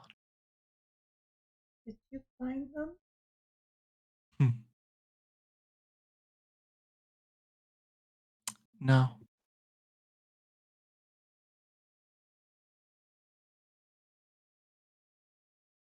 You must be scared too. Child, I'm always scared. The world is a scary place, full of people that wish to hurt us. He hands you his teddy bear. I'll take it. When I'm scared, I just hug him. Maybe he can help you not be scared too. I'll give the teddy bear a squeeze and say back, it's always good to have something to hold on to. Give him a big smile and return the teddy bear. Gives you a little faint smile of glowing energy behind his teeth. Is it okay if I rest here a bit? That would be all right with me. I'm so tired. Well, stay here for a while. It'll be okay. And I'm gonna look over at Marcus and give him like a nod to go back to the camp. He nods back. He'll crouch down next to the kid and ruffle his hair a bit. You're like, you done well, lad. No, it's a time that even the bravest soldiers need a chance to rest. You're in good hands. And he walks back to the camp.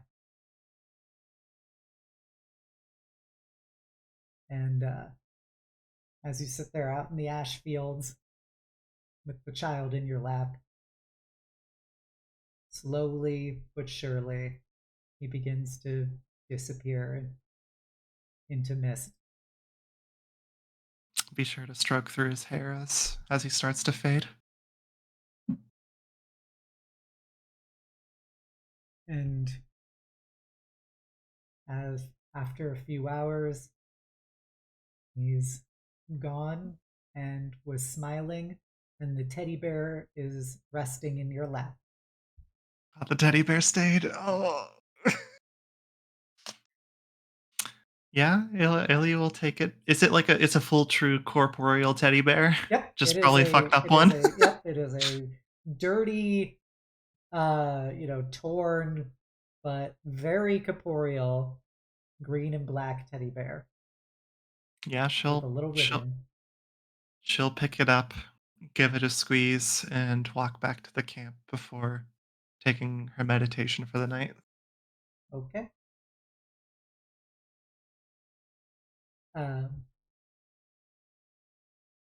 And the rest of the night goes by uneventfully.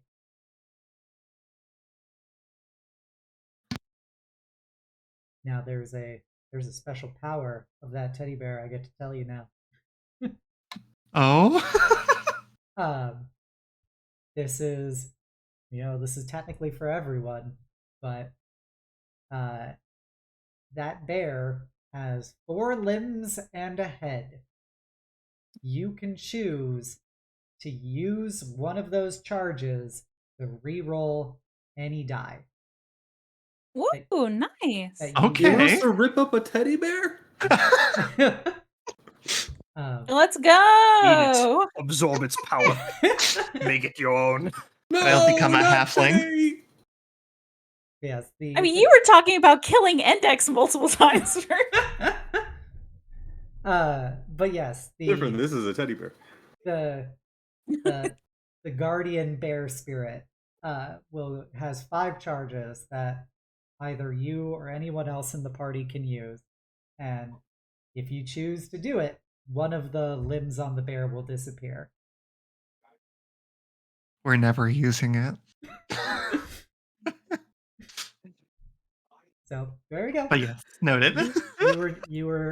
You gave the little child a place to rest, and that was your reward. Oh, thank you. We're not. Sorry. All right. The next day, you guys are walking, and after a few hours, Marcus kind of looks kind of confused. He goes, "Well, that isn't right."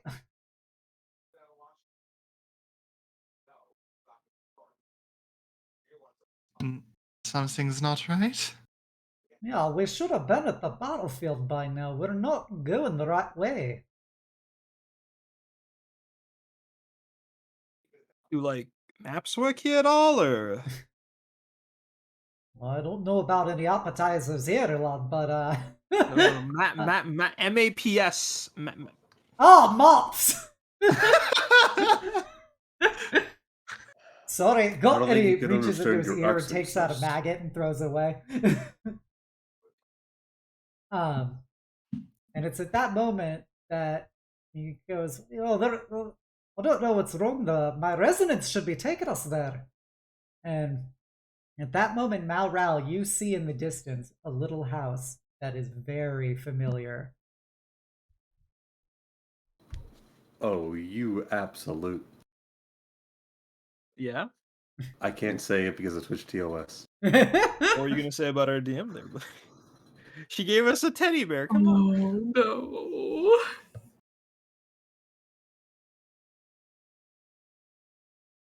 Yeah, Trump, let's go, baby. Yeah, gay sex. As soon as Malral notices the house, he just stops. There appears to be a light on inside.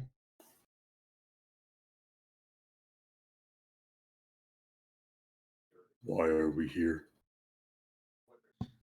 There's here. Yeah, I don't know where the fuck we are. I just said that. Paige recognizes it from the vision, correct? Yes, you actually do recognize this from the vision. Thank you for bringing that up, Paige. You Yeah. remember what that house looks like.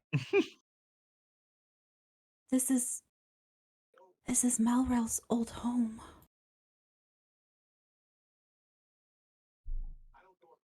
Do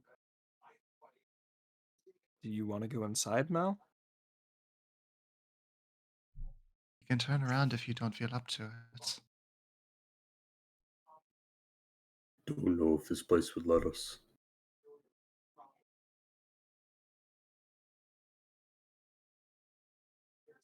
It looks like she kept the light on for me.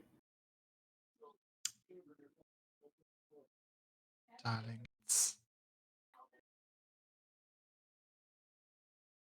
you know what you know everything. It's okay.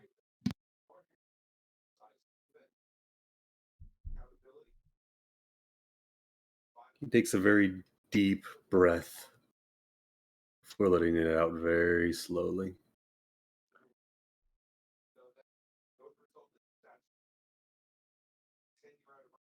You can hear TV in the background.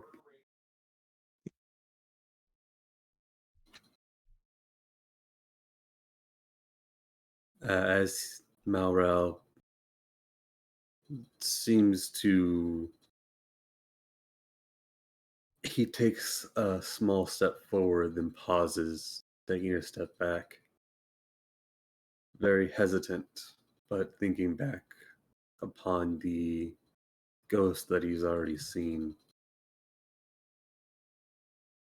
They've been waiting a long time.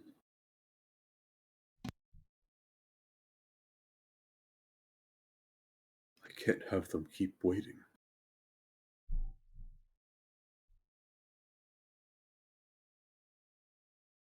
Do you want us to come with you?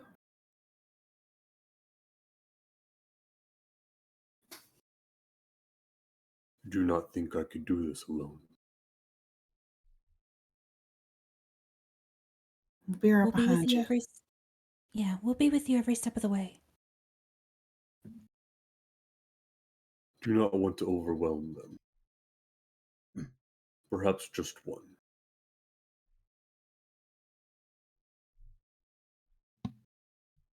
Whatever you want to do, Malral.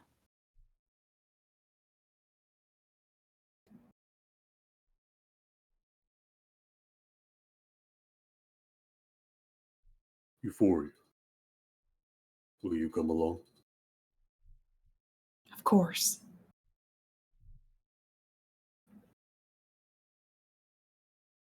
Malral starts to step forward. All right. Do you wish to have everyone else but Euphoria stay behind? Yes. Okay. Yeah, you can eventually walk up to your house, and as you get closer, it becomes increasingly familiar. You haven't seen it in years, but you've seen it relatively recently in at least your mind.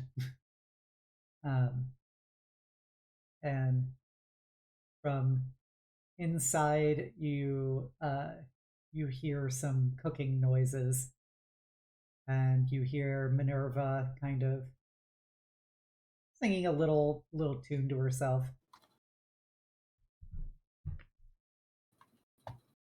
As Malral gets closer to the door, he finds a small rock next to it, lifting up to reveal a key.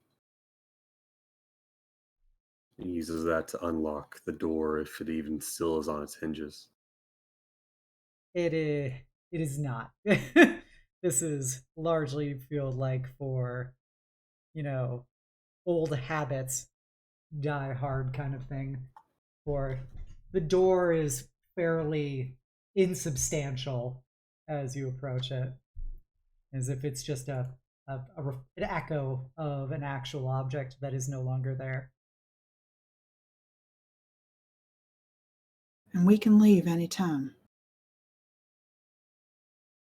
No. Okay. No, we can't. I'm not leaving them here, continuing to wait forever. This is a problem I've been running from, and it needs to be solved.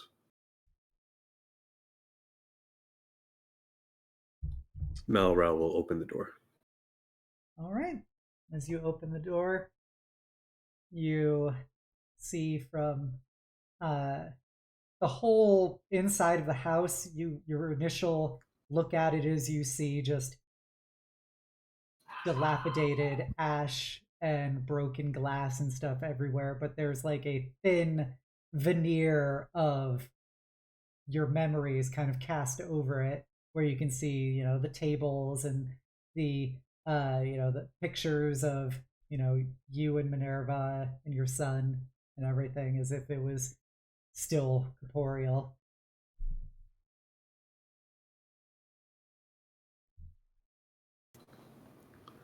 I walk further inside, heading.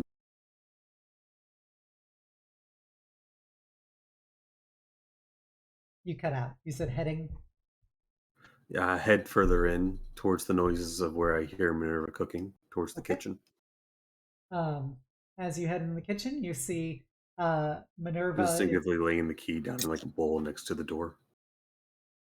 Yep. It appears to go inside of a bowl and then promptly, as the bowl does not exist, it just goes onto the ground. There's a little clinking sound.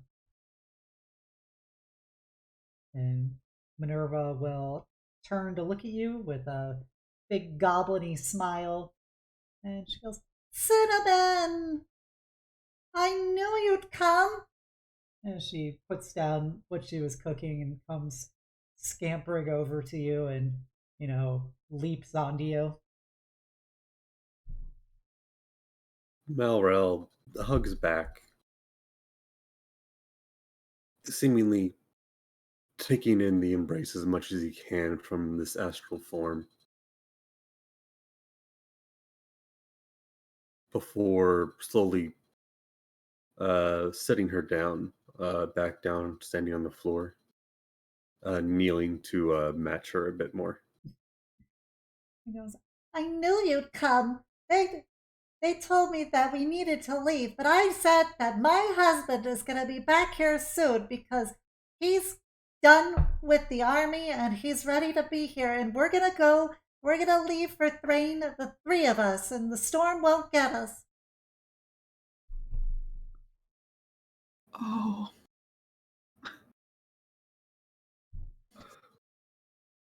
And then she looks over and sees Euphoria, and she kind of squints and goes, "Who's she?" Hi, I'm Lady Euphoria Cox. I'm one of Malral's co-workers. We fight together. She looks you up and down. And goes, "You don't look much like a soldier, Miss Cox." That often works in my favor. She's a mercenary. Have I you work been for her. working closely together, Cinnamon? I don't want you to get the wrong idea, ma'am. We work together, and Malral's been a big help. And I've heard a lot about you. We all have. The man won't stop bragging. Kind of blushes a little bit, and she goes, "Well, I guess you're okay then if Malral is is making sure to mention his beautiful wife that he leaves at home. Malral has a bit of a sad smirk on his face.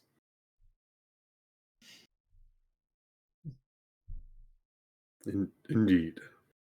I've been working for her daughter, you see. It's been quite the adventure. Well, I'm glad you're home. We can have a quick meal and we'll go get our things together and we can leave. Where is Chiro? He was in your workshop. He said we couldn't leave if he didn't grab your tools because he knew that when you came back you'd want your tools all in order to be able to head out.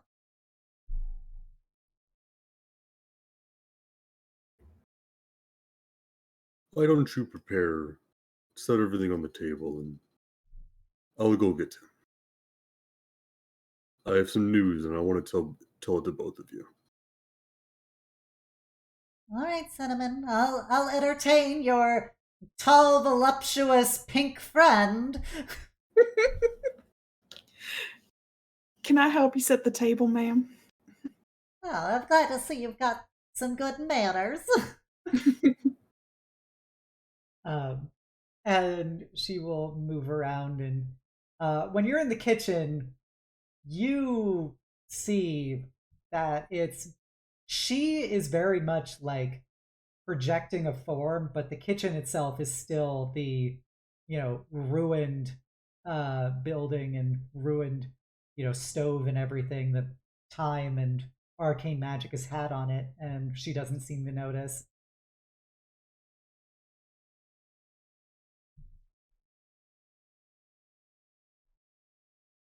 You've got a lovely home.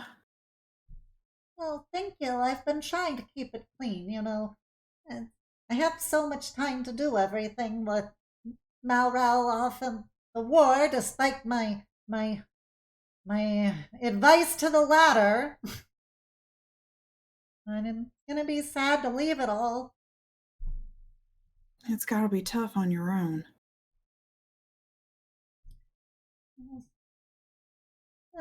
Well, I'm not alone though. I know that he'll always come back.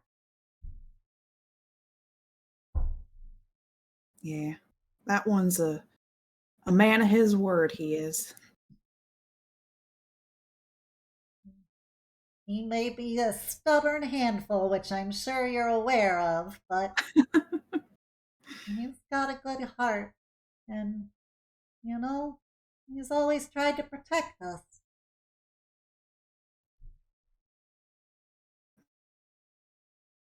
He's pretty good at that.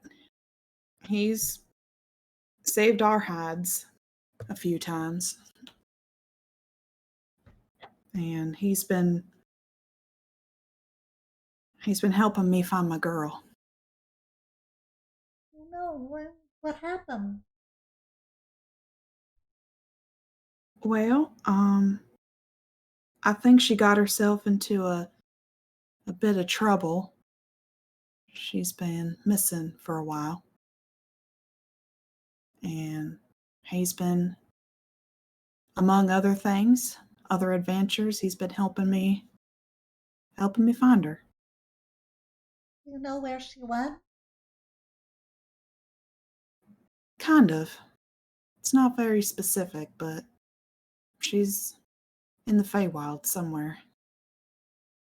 Well, I don't know anything about that, but she puts her little hand on yours. It feels absolutely insubstantial. She looks up at you with her big red eyes and goes,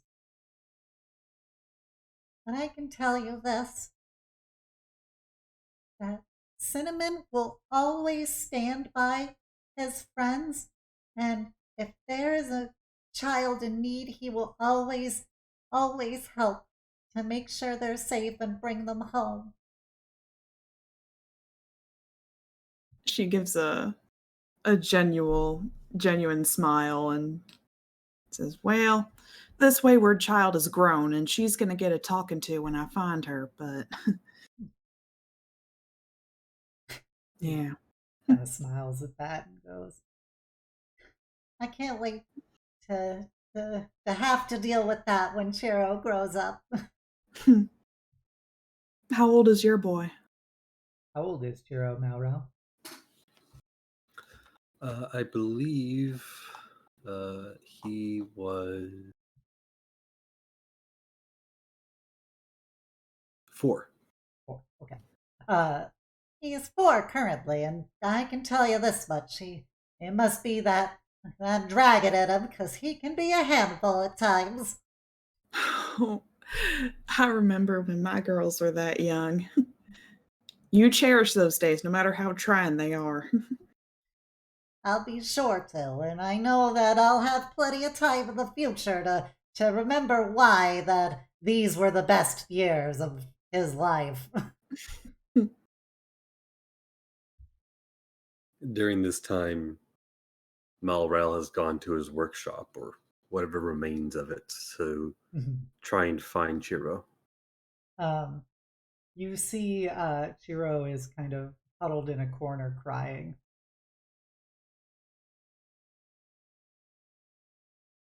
Chiro? Knock knock. Daddy? Daddy? You haven't knocked over any of my tools, have you? He No, gets down on a knee again. I'm sorry, Daddy. I couldn't find the hammer you gave me. I looked everywhere. Oh, don't worry about that. The hammer's just a tool. There's always more. But you trusted me with it. You said we were going to make things together. And now it's gone, and I know that you're going to be mad, and I'm disappointing you. Chiro, you can never disappoint me.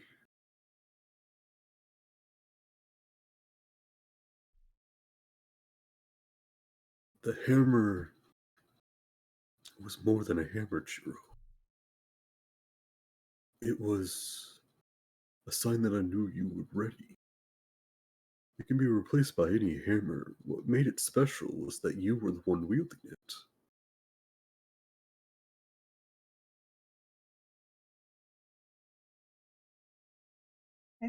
I thought that you wouldn't want to come back if I didn't have it anymore. You leave my apprentice behind? How could I ever do that? Sorry, Daddy. No, there's no need to be sorry. Come here, come here. He opens up his arms. You feel the spectral child go and hug you. I'm here. I'm home. Finally home. You don't need to cry anymore. Why are you crying, Daddy? We're together again. We're gonna leave. Mommy says we're going to a really warm place, and the storm can't get us there. That's right. That's right. You are. I'm just happy to see you. Come on. Your mother's been cooking. I want to tell you both something. He puts his little hand in yours as you leave the ruins of your workshop. And you enter the back in the room, and you hear Minerva saying to Euphoria, and could you believe that's when he burned his own tuxedo during our engagement party? Oh, you know, my husband stepped on both my feet during our first dance at our wedding, so I completely understand. She laughs. To be fair about the suit, I did ask that it was not made of either silk or cotton. The tailor completely disregarded me. All I remember is that little cummerbund being the only thing on your tummy.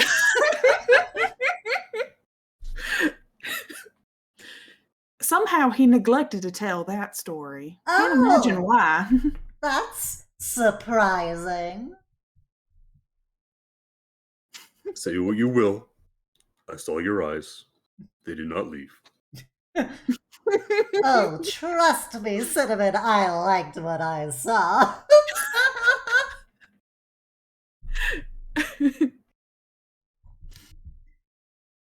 Oh, Chiro! What's a cummerbund?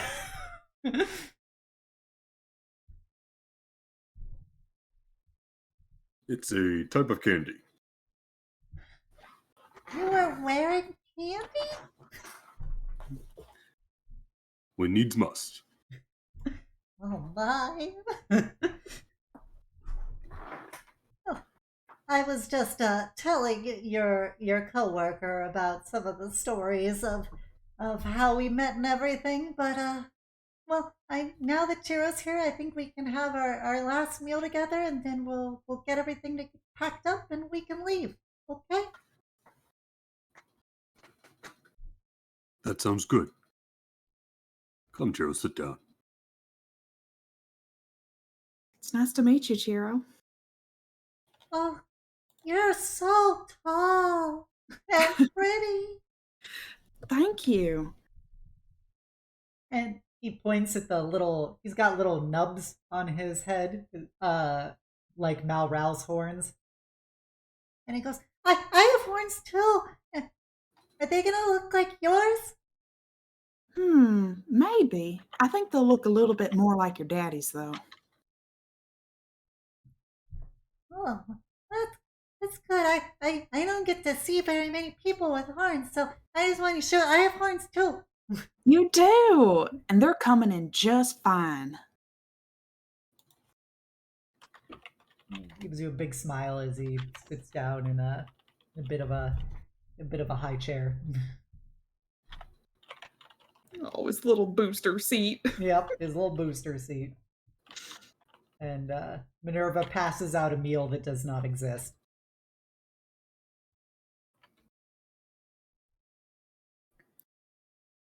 Minerva, Chiro. I am sorry that I had always left to go on more and more missions. I should have spent more time here with you.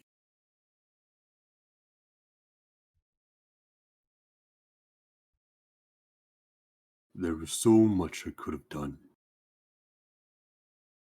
So much time that I missed out on.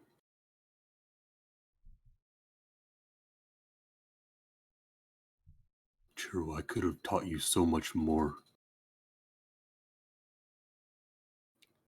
And Minerva, you deserved better than an empty house and struggling to raise Chiro on your own. I could have been better, but my own selfish pride and sense of duty got in the way of what was really important.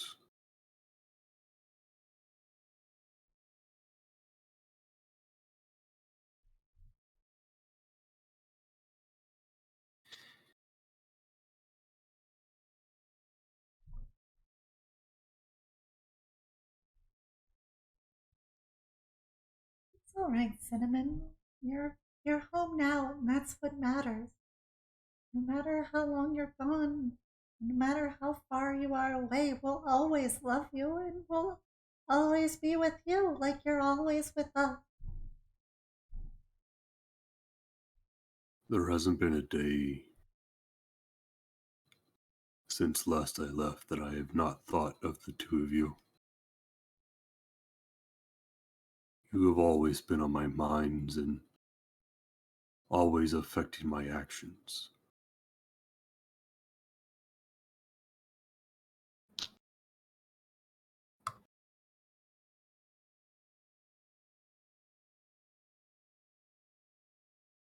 I, by the embers.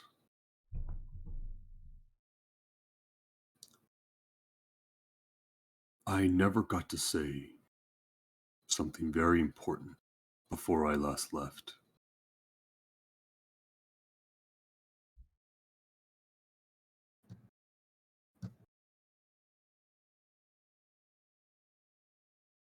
I love you.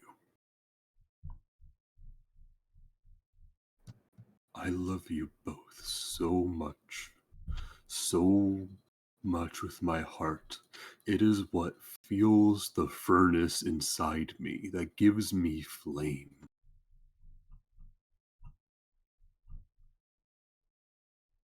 And I never told you that before I left. When I needed to, I didn't say it enough. So I say it now. I love you both with all of my heart. And that will never change.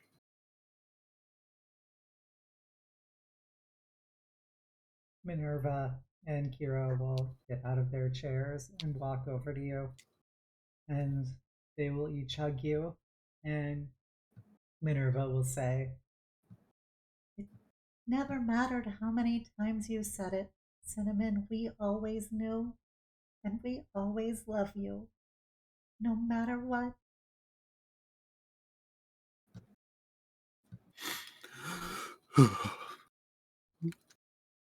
I missed you so much.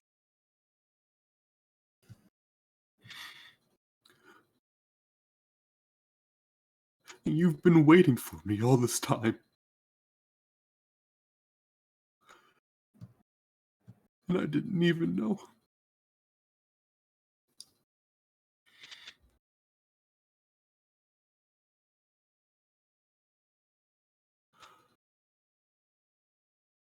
I do not deserve you. You two are the best of me.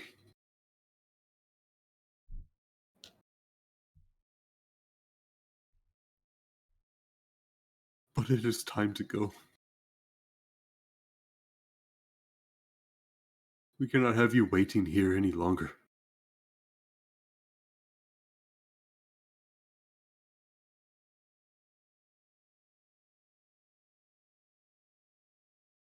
All right, Cinnamon. We'll go get our things. You know that no matter what happens, we'll be watching over you with all of my ancestors. And even if we get separated out there, we'll always be with you.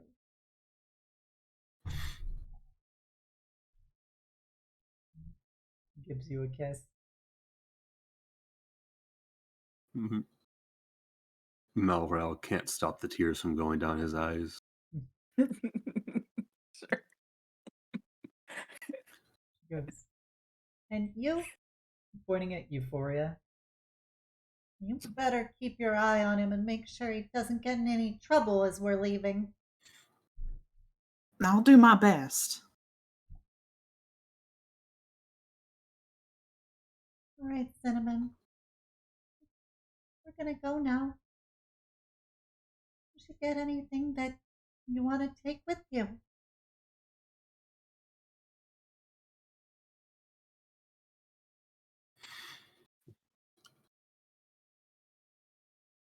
Just knowing you all will be somewhere watching over me is enough. He looks down at Chiro. I have another student, you know.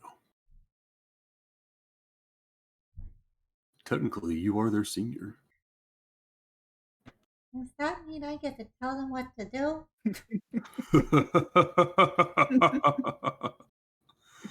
In a ways, perhaps. Look over them, too. Okay, I'll show them the ropes. I'll make sure they know what to do. I'll make sure they never lose their hammer. It was never the hammer, Chiro. Just the person who wields it.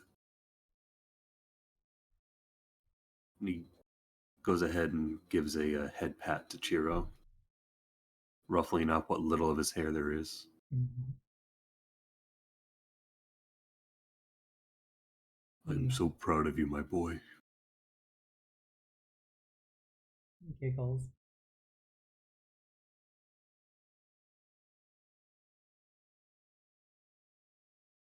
All right, Cheryl, let's get our things together. It's time to go.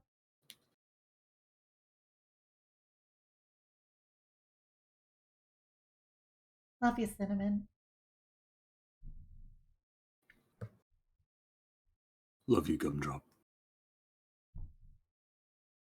And as Minerva holds Chiro's hand, they walk through the doorway. They each give one last smile at each of you, and then they fade away into mist. And all of the spectral illusions throughout the house disappear.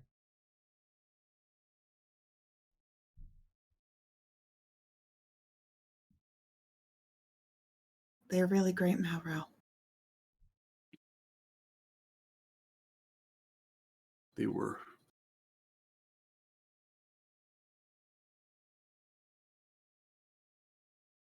Are. He stutters, trying to catch his breath in that I don't want to cry right now, but my body doesn't stop kind of breath.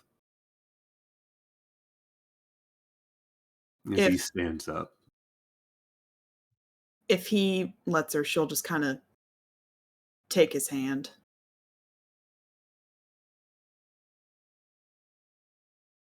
He lets her.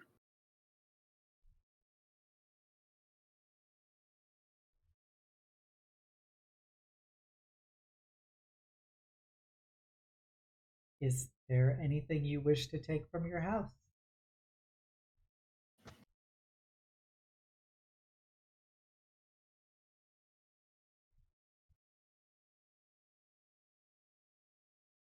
No. Okay. That chapter is done. Okay. Before he leaves, he pulls his hand away from Euphoria. My wife is watching. We can't let her see. That's right. I promise to keep you out of trouble. Before you leave, you do one little pass through again, and you see huddled in the corner of your workshop are two little skeletons in ragged clothing, holding each other.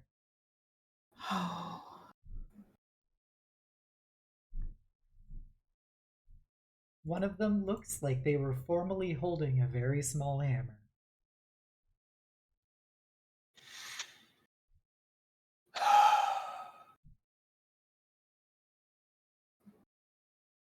Find a shovel. And I'll start preparing ceremony. All right. You guys see Malral and Euphoria exit the house as the light disappears within it. And Malral comes out with a shovel. And yeah. I'll go back to the group to give him some time alone and relay what happened, just that he was able to get some closure. As you look back as Malral finishes burying his family, I am going to use the 4th level spell Fabricate. Okay. To make a worthy grave of what I consider my family. Okay.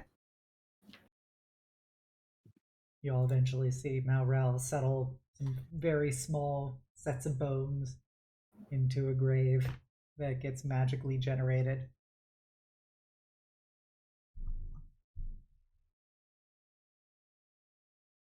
You see a large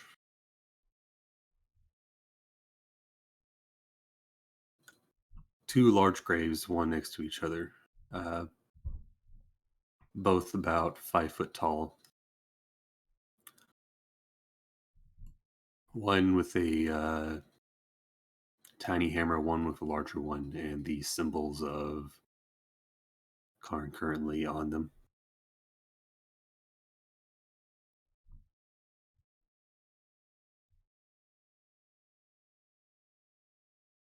The symbols of the country. Of Cyre. Yeah. Okay.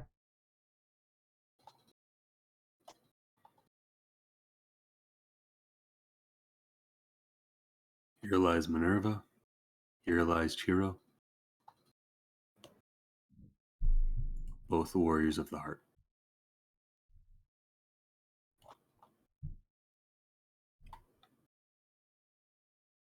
All right. You rejoin your crew.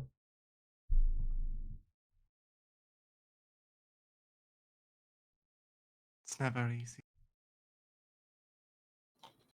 It never gets any easier. That is where you're wrong. Oh? This is where the healing starts. The only person that I was able to bury was my husband. Everyone else was just dust. I ran from this. Looks at Euphoria.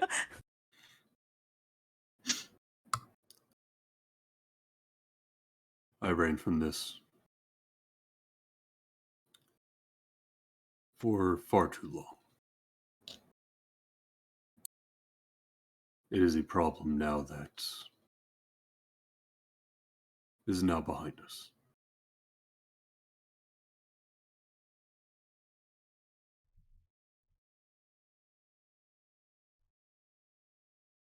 We'll march forward into the next day, hand in hand. That is how I've looked for a while now.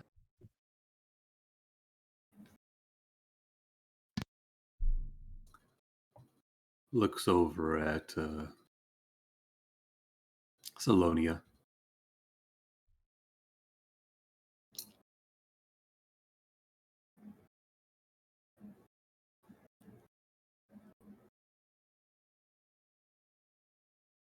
Let's not let this happen again. He slowly nods.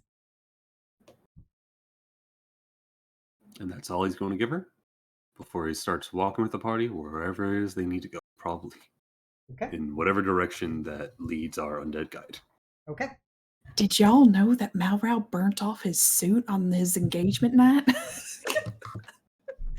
Oh? I got some secrets from his wife. We'll be sure to share. So, I think all of us have at least some sort of embarrassing story about a night that we wish to not discuss. So perhaps we should chat over a nice pint of beer or something. Mm. Top stories.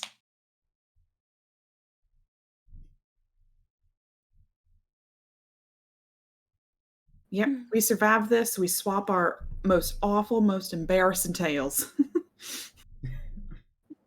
Wait, that's a reward?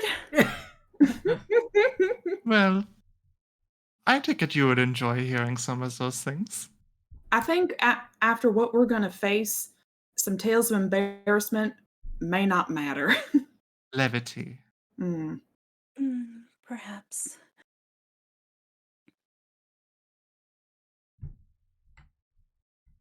You thought the suit burning was bad? I have a real story. Oh, I look Two- forward to hearing it. 2 for 1? Let's just say it involves a bucket of oil, feathers, and a lot of coconuts. Okay, this is definitely a story we're gonna have to hear. I'm frankly excited. What about you, Marcus? You got any embarrassing stories? I just got all the classic times when I was in the army, but each of those is not really embarrassing. It's mostly a rites of passage. Ah,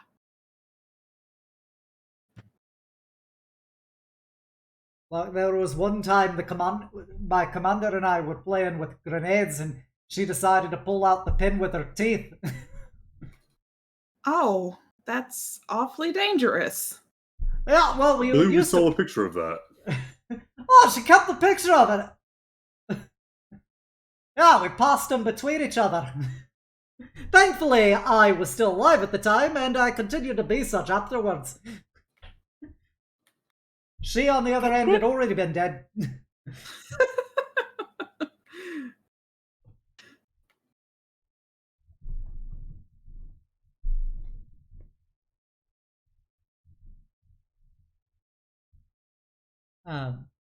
And with that, you'll just kind of chuckle, and you guys will keep walking along. And eventually, you guys feel a very strong aura of magic and spirits, and you stand on a hill overlooking a vast field of bones where you see thousands of spirits engaging in some kind of visceral combat with each other and with invisible forces. Yes. Well, I think we finally got to 7 spears, ladies.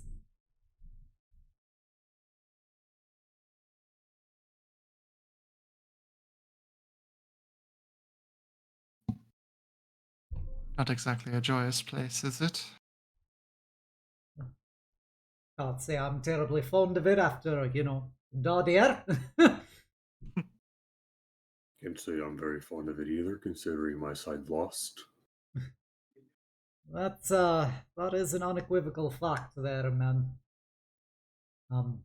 I have not been here since my death, so I don't know what the spirit's effect on reality will be. So I would say stay aware.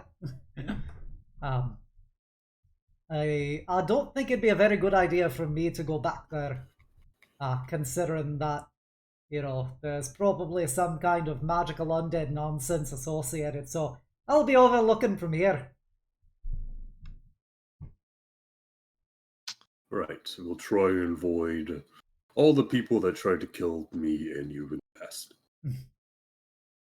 He gives you a thumbs up. We appreciate your guidance and do await our return. Good Have a luck. game of solitaire while you wait. Try not to die of boredom. Too late. It took too long. Oh. And he laughs and takes out his deck of cards.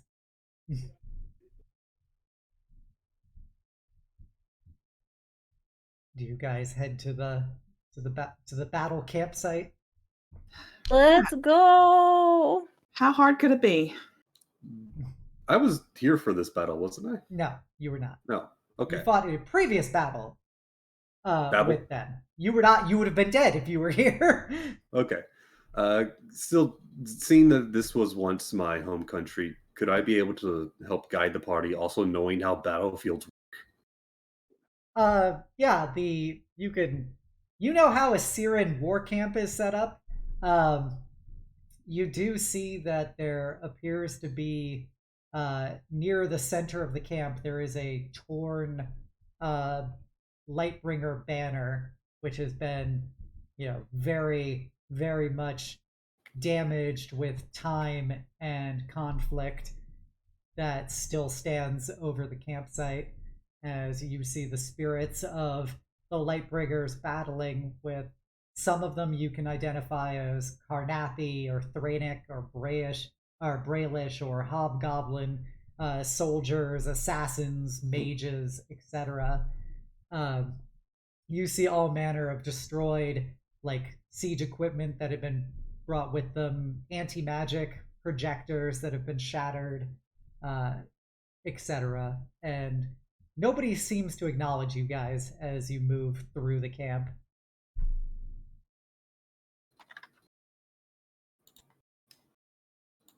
So far, so good. They must not at least acknowledge our presence, considering that we weren't here. I don't know how these things work, because I was able to interact with Malral's family. She was well aware of my presence. As was I with the small child the night before. Child.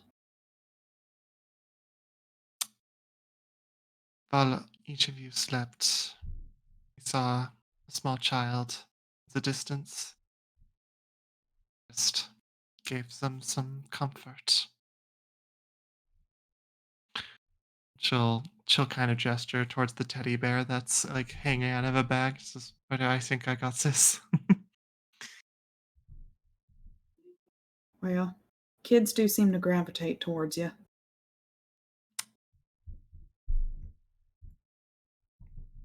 One of my specialties, I suppose.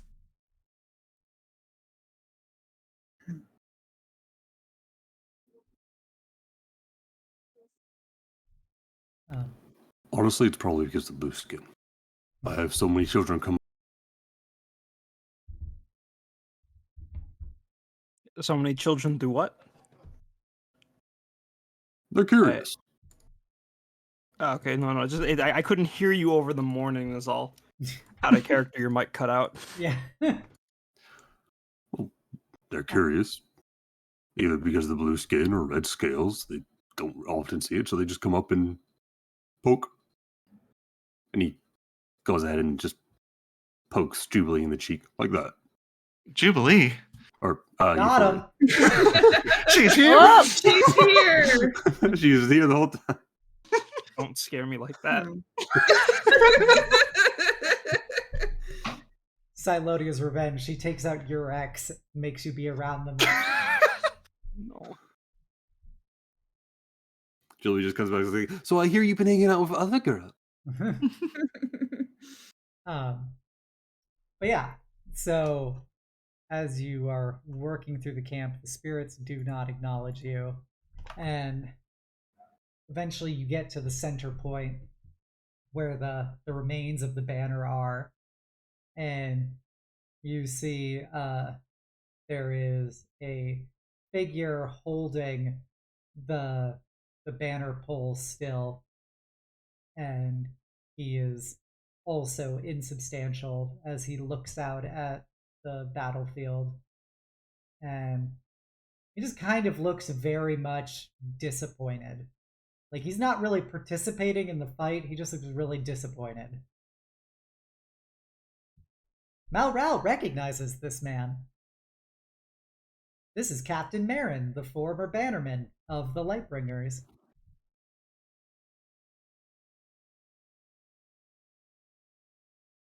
He looks important.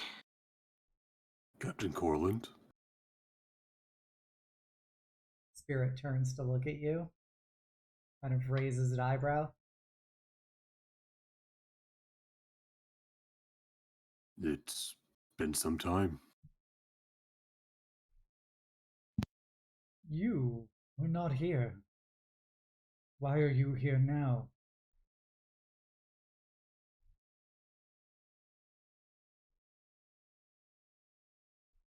That is a complicated answer, Captain.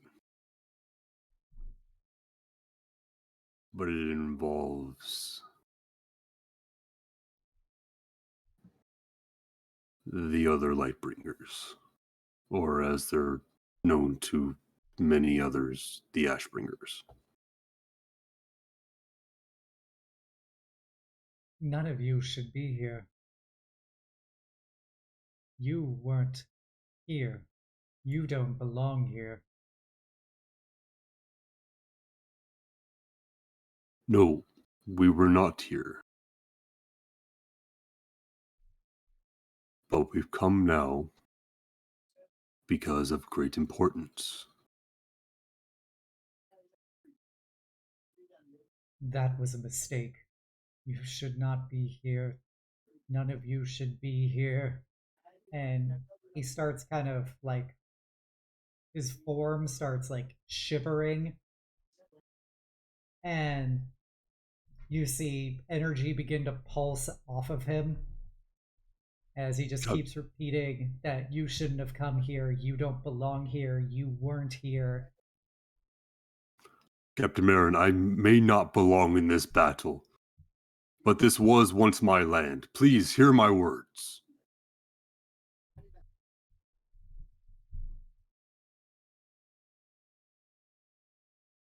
And with that, you will see that energy begins to pulse off of the banner as it becomes a more substantial, glowing object. And you see the spirits that are fighting stop and turn to look at you all.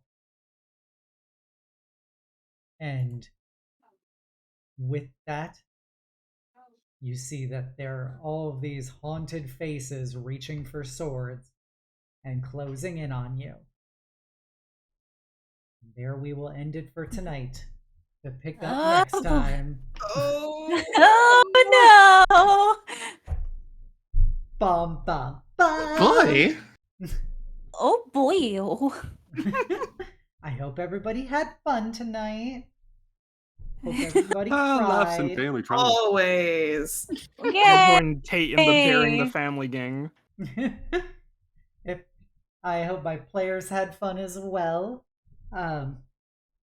If you haven't done so already, please go check out all of these wonderful people. They're all great streamers in their own right. Overall, amazing beans.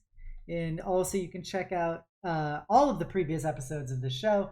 41 previous episodes posted on YouTube so far. You'll love to see it. Shout out to Tamatobe for actually going through all of them on YouTube since we started to get caught up with it. Also, if you haven't done so already, give me a follow here on Twitch, give me a sub over on YouTube, give me a follow on Twitter, and you can join my Discord, the Eternal Citadel, and be a part of my incredible community. We will be back here on Wednesday for more Dungeons and Dragons. We're doing a new Iron Kingdom short shot called A Sinking Feeling, where everybody is a bunch of pirates forming some kind of self-harm squad for the government. So it should be fun and exciting with our new batch of ridiculous characters. So come on by 6:30 p.m. Eastern for that action. Also, go type in ! charity to go to our Tilify. We are raising money for Trans Lifeline throughout the entire month of June. Every little bit counts as we are trying to provide resources for trans suicide prevention. And I want you all to know you're all amazing. We are going to go find somebody to raid. We are going to raid. Well, she's being a doofus, so playing a game called Paleo Pines. So we're going to go raid Pang. She's Dinosaurs? She's a very silly pangolin VTuber. And she is playing a game where it's like, it looks like some kind of Animal Crossing with dinosaurs. I don't know. Oh my god! That's so cool! That's So- your brand. This is Gay Sex love Month, everybody. dinosaurs. Please go have some gay sex this month. Do it for Yulia. Royal Knight VT for gay sex. Oh my god! Hi, I'm Yulia, and I support gay sex. Yeah, You won't believe, be sure Happy to do Pride, y'all. hashtag Happy Royal Pride! Knight you Gay won't Sex believe the Month. mod she put in her Skyrim playthrough. If you are a follower, please copy down the call to hugs. If you're a sub, please copy down the night message. And let's go send some love to Pangalang. Have a great night, everybody. Bye. Good night. Bye. Bye. Goodbye.